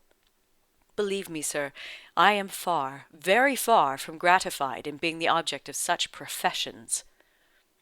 "Good heaven!" cried Mr. Elton. "What can be the meaning of this? Miss Smith! I never thought of Miss Smith in the whole course of my existence, never paid her any attentions but as your friend, never cared whether she would die or alive but as your friend. If she has fancied otherwise, her own wishes have misled her, and I am very sorry, extremely sorry. But Miss Smith, indeed! Oh, Miss Woodhouse! Who can think of Miss Smith when Miss Woodhouse is near? No, upon my honour, there is no unsteadiness of character. I have thought only of you. I protest against having paid the smallest attention to any one else. Everything that I have said or done for many weeks past has been with the sole view of marking my adoration of yourself. You cannot really seriously doubt it. No," in an accent meant to be insinuating, "I am sure you have seen and misunderstood me." It would be impossible to say what Emma felt on hearing this, which of all her unpleasant sensations was uppermost. She was too completely overpowered to be immediately able to reply, and 2 moments of silence being ample encouragement for Mr. Elton's sanguine state of mind, he tried to take her hand again, as he joyously exclaimed, "Charming Miss Woodhouse, allow me to interpret this interesting silence. It confesses that you have long understood me." "No, sir," cried Emma, "it confesses no such thing. So far from having long understood you, I have been in a most complete error with respect to your views till this moment. As to myself, I am very sorry that you should have been giving way to any feelings. Nothing could be farther from my wishes. Your attachment to my friend Harriet, your pursuit of her, pursuit it appeared, gave me great pleasure, and I have been very earnestly wishing you success. But had I supposed that she were not your attraction to Hartfield, I should certainly have thought you judged ill in making your visits so frequent. Am I to believe that you have never sought to recommend yourself particularly to Miss Smith, that you have never thought seriously of her?" "Never, madam," cried he, affronted in his turn. "Never, I assure you. I think seriously of Miss Smith? Miss Smith is a very good sort of girl, and I should be happy to see her respectably settled. I wish her extremely well, and no doubt there are men who might not object to. Everybody has their level. But as for myself, I am not, I think, quite so much at a loss. I need not so totally despair of an equal alliance as to be addressing myself to Miss Smith. No, madam, my visits to Hartfield have been for yourself only, and the encouragement I received— Encouragement! I give you encouragement? Sir, you have been entirely mistaken in supposing it. I have seen you only as the admirer of my friend. In no other light could you have been more to me than a common acquaintance.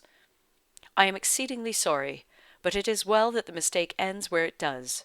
Had the same behaviour continued, Miss Smith might have been led into a misconception of your views, not being aware, probably, any more than myself of the very great inequality which you are so sensible of. But as it is, the disappointment is single, and I trust will not be lasting. I have no thoughts of matrimony at present."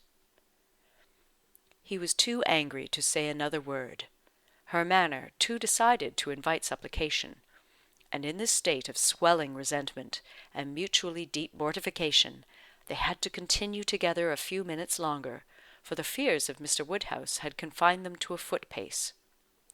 If there had not been so much anger, there would have been desperate awkwardness, but their straightforward emotions left no room for the little zigzags of embarrassment. Without knowing when the carriage turned into Vicarage Lane, or when it stopped, they found themselves all at once at the door of his house, and he was out before another syllable passed. Emma then felt it indispensable to wish him a good night. The compliment was just returned, coldly and proudly, and, under indescribable irritation of spirits, she was then conveyed to Hartfield. There she was welcomed with the utmost delight by her father, who had been trembling for the dangers of a solitary drive from Vicarage Lane, turning a corner which he could never bear to think of, and in strange hands, a mere common coachman, no James, and there it seemed as if her return only were wanted to make everything go well, for Mr. John Knightley, ashamed of his ill humour, was now all kindness and attention, and so particularly solicitous for the comfort of her father, as to seem, if not quite ready to join him in a basin of gruel, perfectly sensible of its being exceedingly wholesome, and the day was concluding in peace and comfort to all their little party, except herself. But her mind had never been in such perturbation, and it needed a very strong effort to appear attentive and cheerful till the usual hour of separating allowed her the relief of quiet reflection. End of Chapter 15. Volume 1, Chapter 16. The hair was curled, and the maid sent away, and Emma sat down to think and be miserable. It was a wretched business indeed. Such an overthrow of everything she had been wishing for, such a development of everything most unwelcome, such a blow for Harriet. That was the worst of all. Every part of it brought pain and humiliation of some sort or other, but compared with the evil to Harriet, all was light, and she would gladly have submitted to feel yet more mistaken, more in error, more disgraced by misjudgment than she actually was, could the effects of her blunders have been confined to herself. If I had not persuaded Harriet into liking the man, I could have borne anything.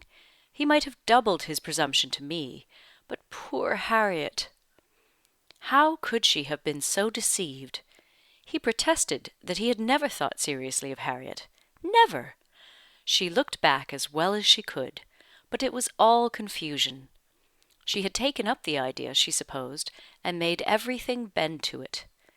His manners, however, must have been unmarked, wavering, dubious, or she could not have been so misled. The picture! How eager he had been about the picture! And the charade! And 100 other circumstances. How clearly they had seemed to point at Harriet. To be sure, the charade with its ready wit, but then the soft eyes. In fact, it suited neither. It was a jumble without taste or truth. Who could have seen through such thick-headed nonsense? Certainly she had often, especially of late, thought his manners to herself unnecessarily gallant, but it had passed as his way, as a mere error of judgment, of knowledge, of taste, as one proof among others that he had not always lived in the best society, that with all the gentleness of his address, true elegance was sometimes wanting. But, till this very day, she had never for an instant suspected it to mean anything but grateful respect to her as Harriet's friend. To Mr. John Knightley was she indebted for her first idea on the subject, for the first start of its possibility. There was no denying that those brothers had penetration. She remembered what Mr. Knightley had once said to her about Mr. Elton, the caution he had given, the conviction he had professed that Mr. Elton would never marry indiscreetly, and blushed to think how much truer a knowledge of his character had been there shown than any she had reached herself. It was dreadfully mortifying, but Mr. Elton was proving himself, in many respects, the very reverse of what she had meant and believed him. Proud, assuming, conceited, very full of his own claims, and little concerned about the feelings of others. Contrary to the usual course of things, Mr. Elton's wanting to pay his addresses to her had sunk him in her opinion. His professions and his proposals did him no service. She thought nothing of his attachment, and was insulted by his hopes. He wanted to marry well, and having the arrogance to raise his eyes to her, pretended to be in love, but she was perfectly easy as to his not suffering any disappointment that need be cared for. There had been no real affection either in his language or manners. Sighs and fine words had been given in abundance, but she could hardly devise any set of expressions, or fancy any tone of voice, less allied with real love. She need not trouble herself to pity him. He only wanted to aggrandize and enrich himself, and if Miss Woodhouse of Hartfield, the heiress of £30,000, were not quite so easily obtained as he had fancied, he would soon try for Miss Somebody else with 20, or with 10.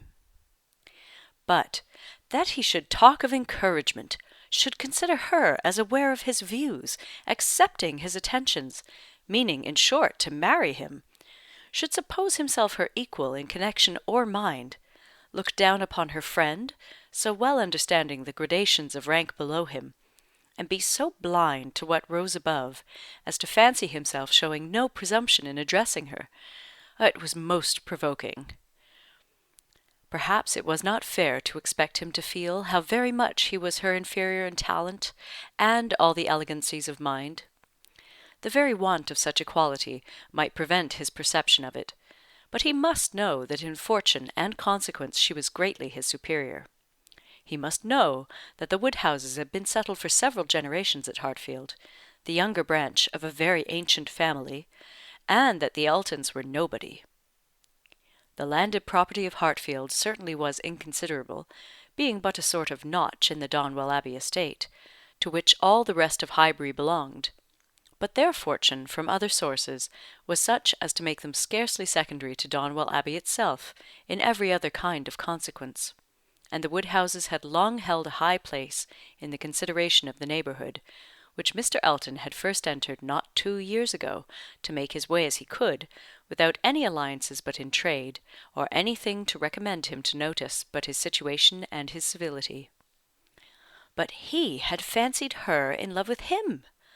That evidently must have been his dependence, and after raving a little about the seeming incongruity of gentle manners and a conceited head, Emma was obliged in common honesty to stop and admit that her own behaviour to him had been so complaisant and obliging, so full of courtesy and attention, as, supposing her real motive unperceived, might warrant a man of ordinary observation and delicacy, like Mr. Elton, in fancying himself a very decided favourite.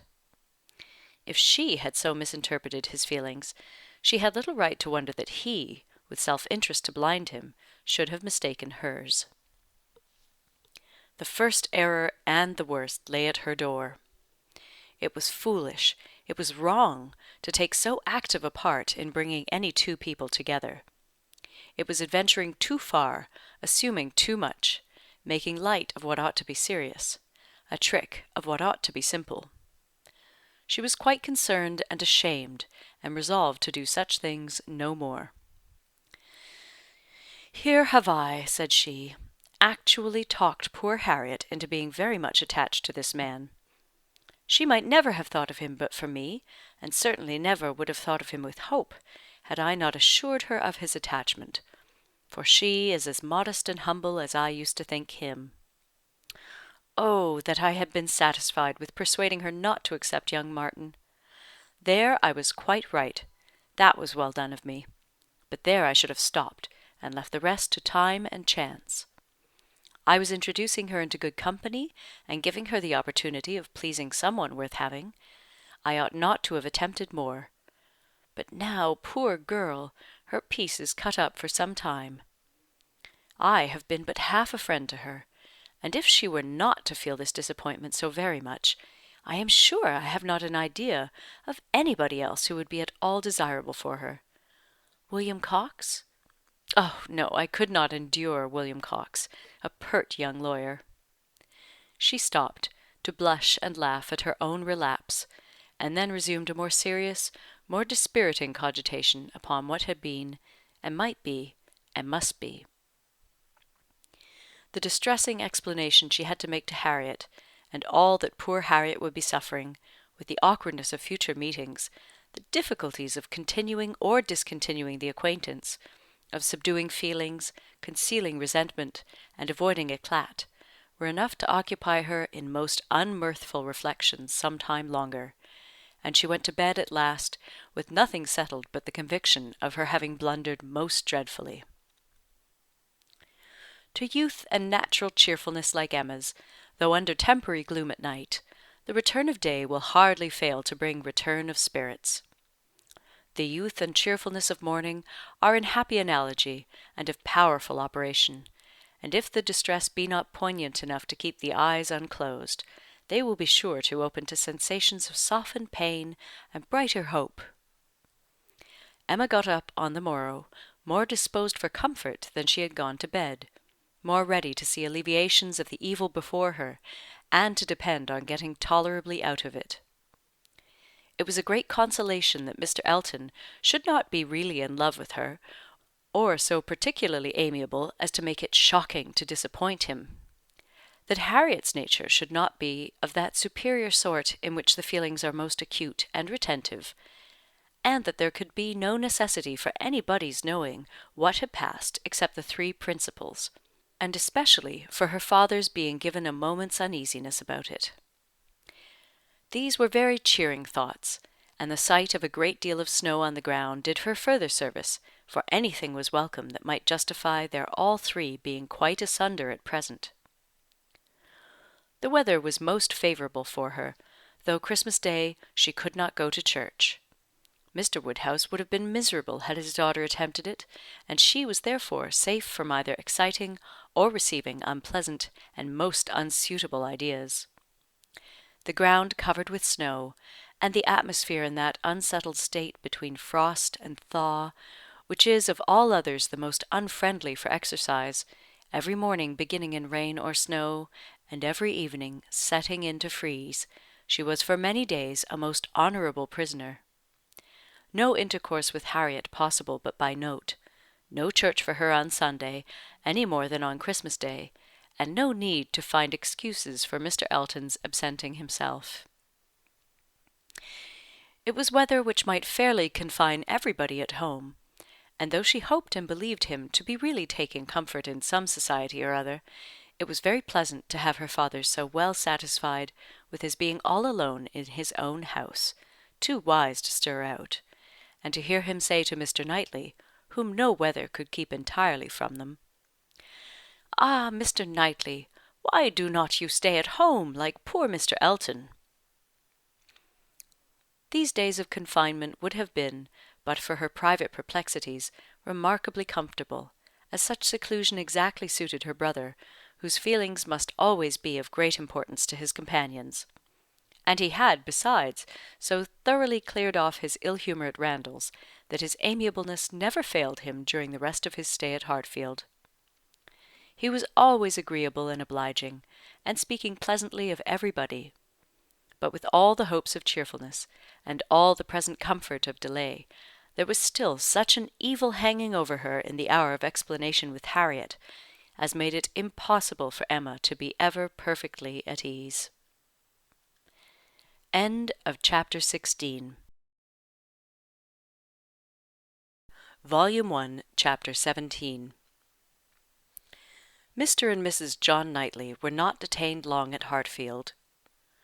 The weather soon improved enough for those to move who must move, and Mr. Woodhouse having, as usual, tried to persuade his daughter to stay behind with all her children, was obliged to see the whole party set off, and return to his lamentations over the destiny of poor Isabella; which poor Isabella, passing her life with those she doted on, full of their merits, blind to their faults, and always innocently busy, might have been a model of right feminine happiness. The evening of the very day on which they went brought a note from Mr. Elton to Mr. Woodhouse, a long, civil, ceremonious note, to say, with Mr. Elton's best compliments, that he was proposing to leave Highbury the following morning, in his way to Bath, where, in compliance with the pressing entreaties of some friends, he had engaged to spend a few weeks, and very much regretted the impossibility he was under, from various circumstances of weather and business, of taking a personal leave of Mr. Woodhouse, of whose friendly civilities he should ever retain a grateful sense, and had Mr. Woodhouse any commands, should be happy to attend to them. Emma was most agreeably surprised.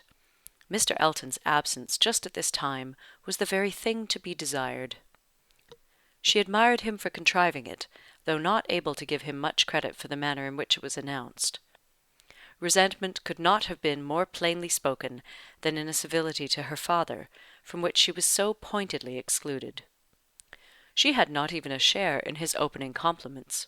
Her name was not mentioned, and there was so striking a change in all this, and such an ill-judged solemnity of leave-taking in his graceful acknowledgments, as she thought at first could not escape her father's suspicion. It did, however. Her father was quite taken up with the surprise of so sudden a journey, and his fears that Mr. Elton might never get safely to the end of it, and saw nothing extraordinary in his language. It was a very useful note, for it supplied them with fresh matter for thought and conversation during the rest of their lonely evening. Mr. Woodhouse talked over his alarms, and Emma was in spirits to persuade them away with all her usual promptitude. She now resolved to keep Harriet no longer in the dark. She had reason to believe her nearly recovered from her cold, and it was desirable that she should have as much time as possible for getting the better of her other complaint before the gentleman's return. She went to Mrs. Goddard's accordingly the very next day, to undergo the necessary penance of communication, and a severe one it was. She had to destroy all the hopes which she had been so industriously feeding, to appear in the ungracious character of the one preferred, and acknowledge herself grossly mistaken and misjudging in all her ideas on one subject, all her observations, all her convictions, all her prophecies for the last 6 weeks. The confession completely renewed her first shame, and the sight of Harriet's tears made her think that she should never be in charity with herself again. Harriet bore the intelligence very well, blaming nobody, and in everything testifying such an ingenuousness of disposition and lowly opinion of herself as must appear with particular advantage at that moment to her friend. Emma was in the humour to value simplicity and modesty to the utmost, and all that was amiable, all that ought to be attaching, seemed on Harriet's side, not her own. Harriet did not consider herself as having anything to complain of. The affection of such a man as Mr. Elton would have been too great a distinction. She could never have deserved him, and nobody but so partial and kind a friend as Miss Woodhouse would have thought it possible.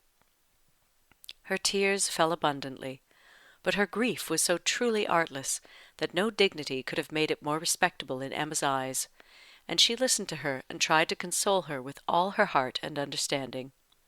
Really, for the time convinced that Harriet was the superior creature of the two, and that to resemble her would be more for her own welfare and happiness than all that genius or intelligence could do.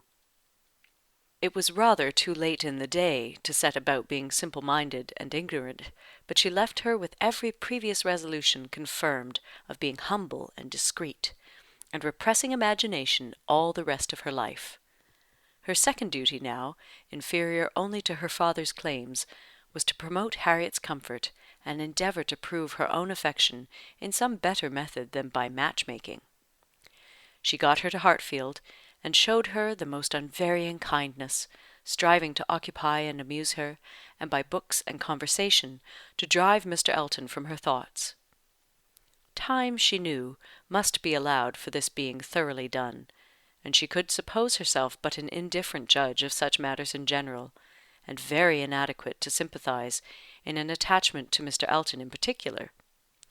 But it seemed to her reasonable that at Harriet's age, and with the entire extinction of all hope, such a progress might be made towards a state of composure by the time of Mr. Elton's return, as to allow them all to meet again in the common routine of acquaintance, without any danger of betraying sentiments or increasing them. Harriet did think him all perfection, and maintained the non-existence of anybody equal to him in person or goodness, and did, in truth, prove herself more resolutely in love than Emma had foreseen.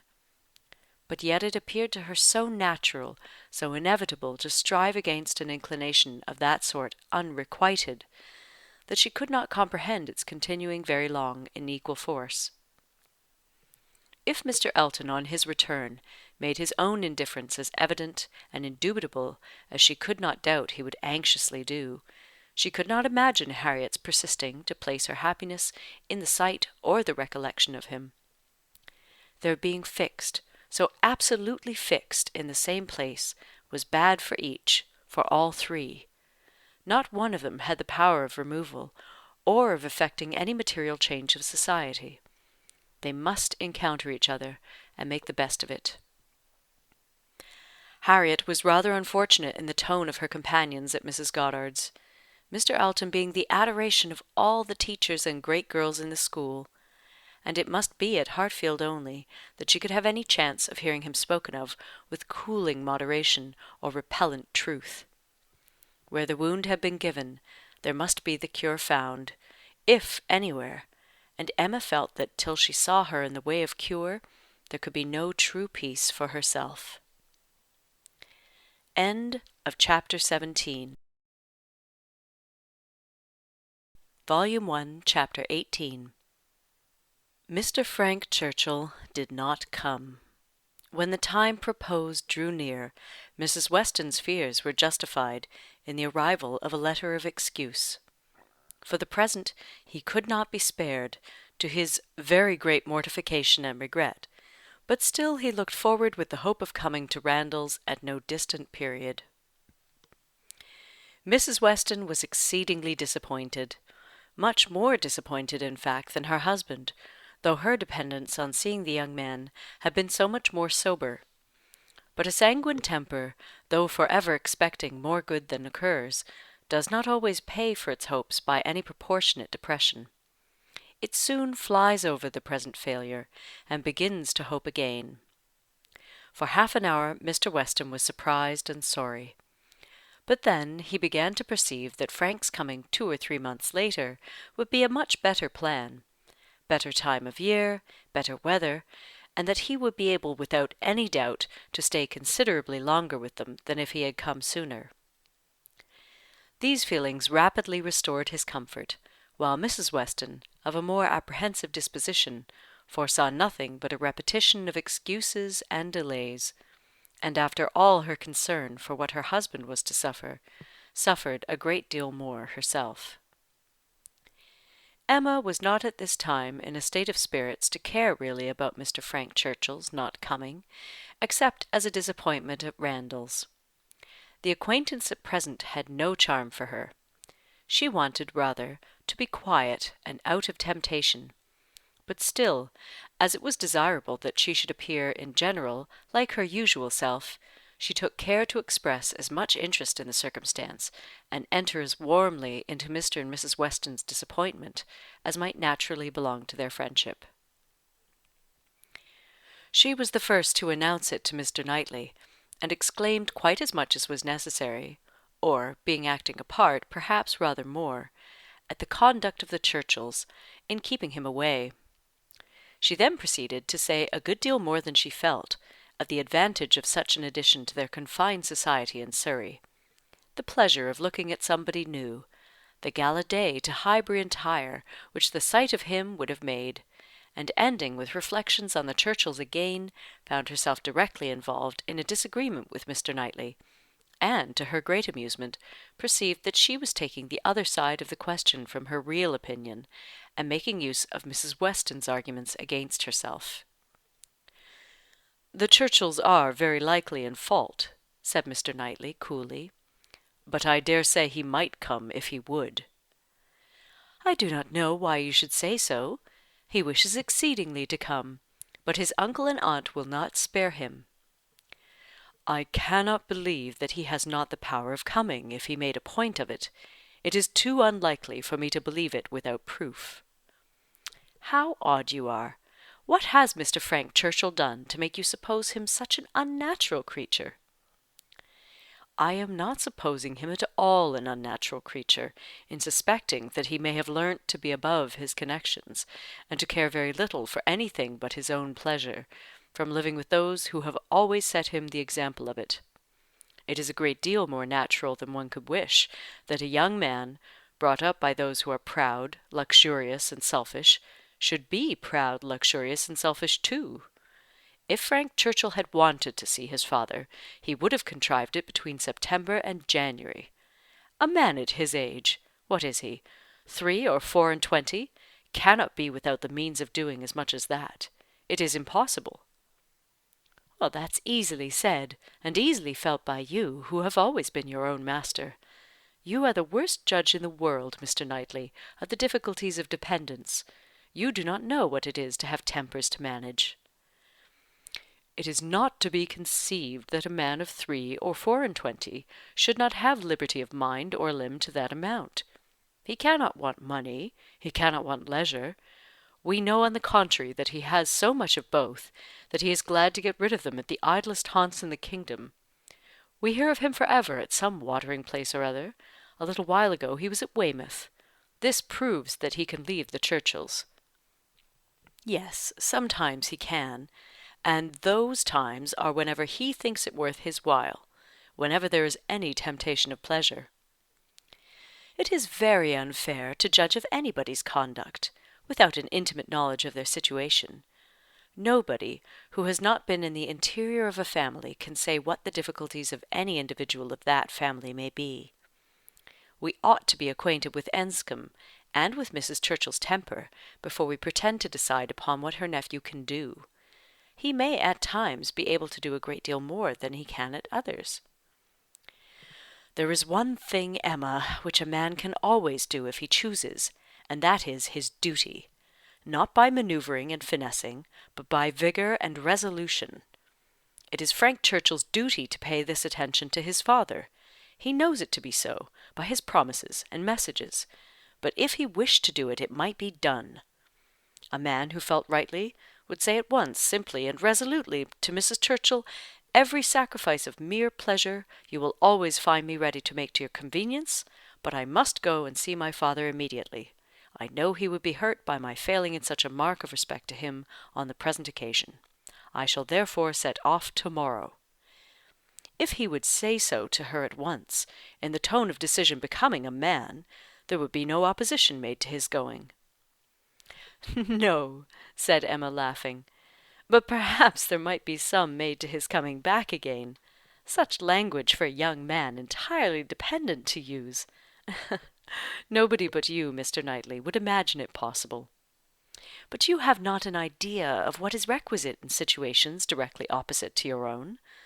Mr. Frank Churchill, to be making such a speech as that to the uncle and aunt who have brought him up, and are to provide for him, standing up in the middle of the room, I suppose, and speaking as loud as he could. How can you imagine such conduct practicable?" "Depend upon it, Emma, a sensible man would find no difficulty in it.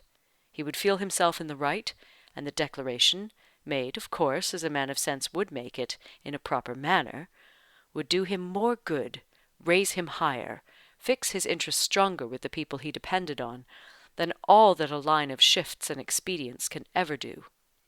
Respect would be added to affection. They would feel that they could trust him, that the nephew who had done rightly by his father would do rightly by them, for they know, as well as he does, as well as all the world must know, that he ought to pay this visit to his father, and while meanly exerting their power to delay it, are in their hearts not thinking the better of him for submitting to their whims.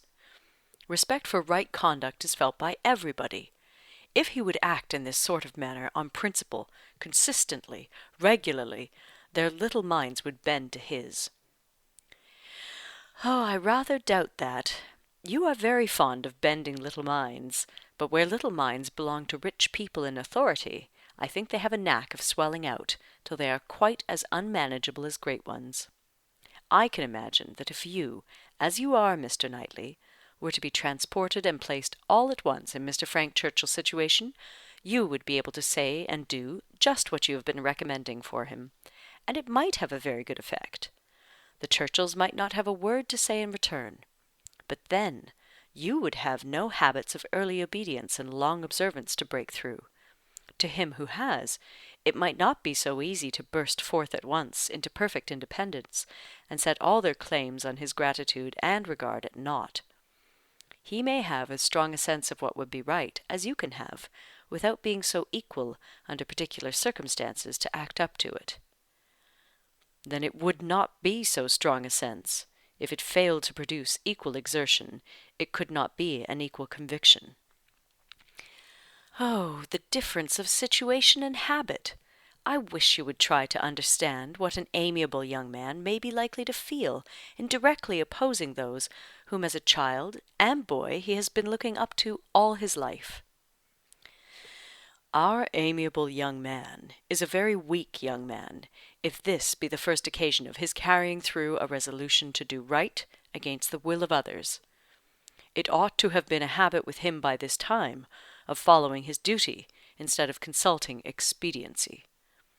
I can allow for the fears of the child, but not of the man. As he became rational, he ought to have roused himself and shaken off all that was unworthy in their authority. He ought to have opposed the first attempt on their side to make him slight his father. Had he begun as he ought, there would have been no difficulty now. "Oh, we shall never agree about him," cried Emma, "but that is nothing extraordinary. I have not the least idea of his being a weak young man. I feel sure that he is not. Mr. Weston would not be blind to folly, though in his own son. But he is very likely to have a more yielding, complying, mild disposition than would suit your notions of man's perfection. I dare say he has, and though it may cut him off from some advantages, it will secure him many others." "Yes, all the advantages of sitting still when he ought to move, and of leading a life of mere idle pleasure, and fancying himself extremely expert in finding excuses for it. He can sit down and write a fine flourishing letter, full of professions and falsehoods, and persuade himself that he has hit upon the very best method in the world of preserving peace at home, and preventing his father's having any right to complain. His letters disgust me." "Your feelings are singular. They seem to satisfy everybody else." "I suspect they do not satisfy Mrs. Weston. They hardly can satisfy a woman of her good sense and quick feelings. Standing in a mother's place, but without a mother's affection to blind her. It is on her account that attention to Randalls is doubly due, and she must doubly feel the omission. Had she been a person of consequence herself, he would have come, I dare say, and it would not have signified whether he did or no. Can you think your friend behindhand in these sort of considerations? Do you suppose she does not often say all this to herself? No, Emma, your amiable young man can be amiable only in French, not in English. He may be very aimable, have very good manners, and be very agreeable, but he can have no English delicacy towards the feelings of other people. Nothing really amiable about him." "You seem determined to think ill of him." "Me? Not at all," replied Mr. Knightley, rather displeased. "I do not want to think ill of him. I should be as ready to acknowledge his merits as any other man, but I hear of none, except what are merely personal, that he is well grown and good looking, with smooth, plausible manners." "Well, if he have nothing else to recommend him, he will be a treasure at Highbury. We do not often look upon fine young men, well bred and agreeable. We must not be nice and ask for all the virtues into the bargain. Cannot you imagine, Mr. Knightley, what a sensation his coming will produce? There will be but one subject throughout the parishes of Donwell and Highbury, but one interest, one object of curiosity. It will be all Mr. Frank Churchill. We shall think and speak of nobody else." "You will excuse my being so much overpowered. If I find him conversable, I shall be glad of his acquaintance. But if he is only a chattering coxcomb, he will not occupy much of my time or thoughts." "My idea of him is, that he can adapt his conversation to the taste of everybody, and has the power as well as the wish of being universally agreeable. To you he will talk of farming, to me of drawing or music, and so on to everybody, having that general information on all subjects, which will enable him to follow the lead, or take the lead, just as propriety may require, and to speak extremely well on each. That is my idea of him." "And mine," said Mr. Knightley warmly, "is that if he turn out anything like it, he will be the most insufferable fellow breathing. What! at 23, to be the king of his company, the great man, the practised politician, who is to read everybody's character, and make everybody's talents conduce to the display of his own superiority; to be dispensing his flatteries round, that he may make all appear like fools compared with himself?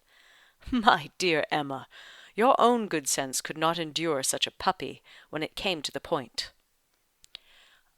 "I will say no more about him," cried Emma. "You turn everything to evil. We are both prejudiced, you against, I for him, and we have no chance of agreeing till he is really here." "Prejudiced! I am not prejudiced." "But I am, very much, and without being at all ashamed of it. My love for Mr. and Mrs. Weston gives me a decided prejudice in his favour." "He is a person I never think of from one month's end to another," said Mr. Knightley, with a degree of vexation which made Emma immediately talk of something else, though she could not comprehend why he should be angry.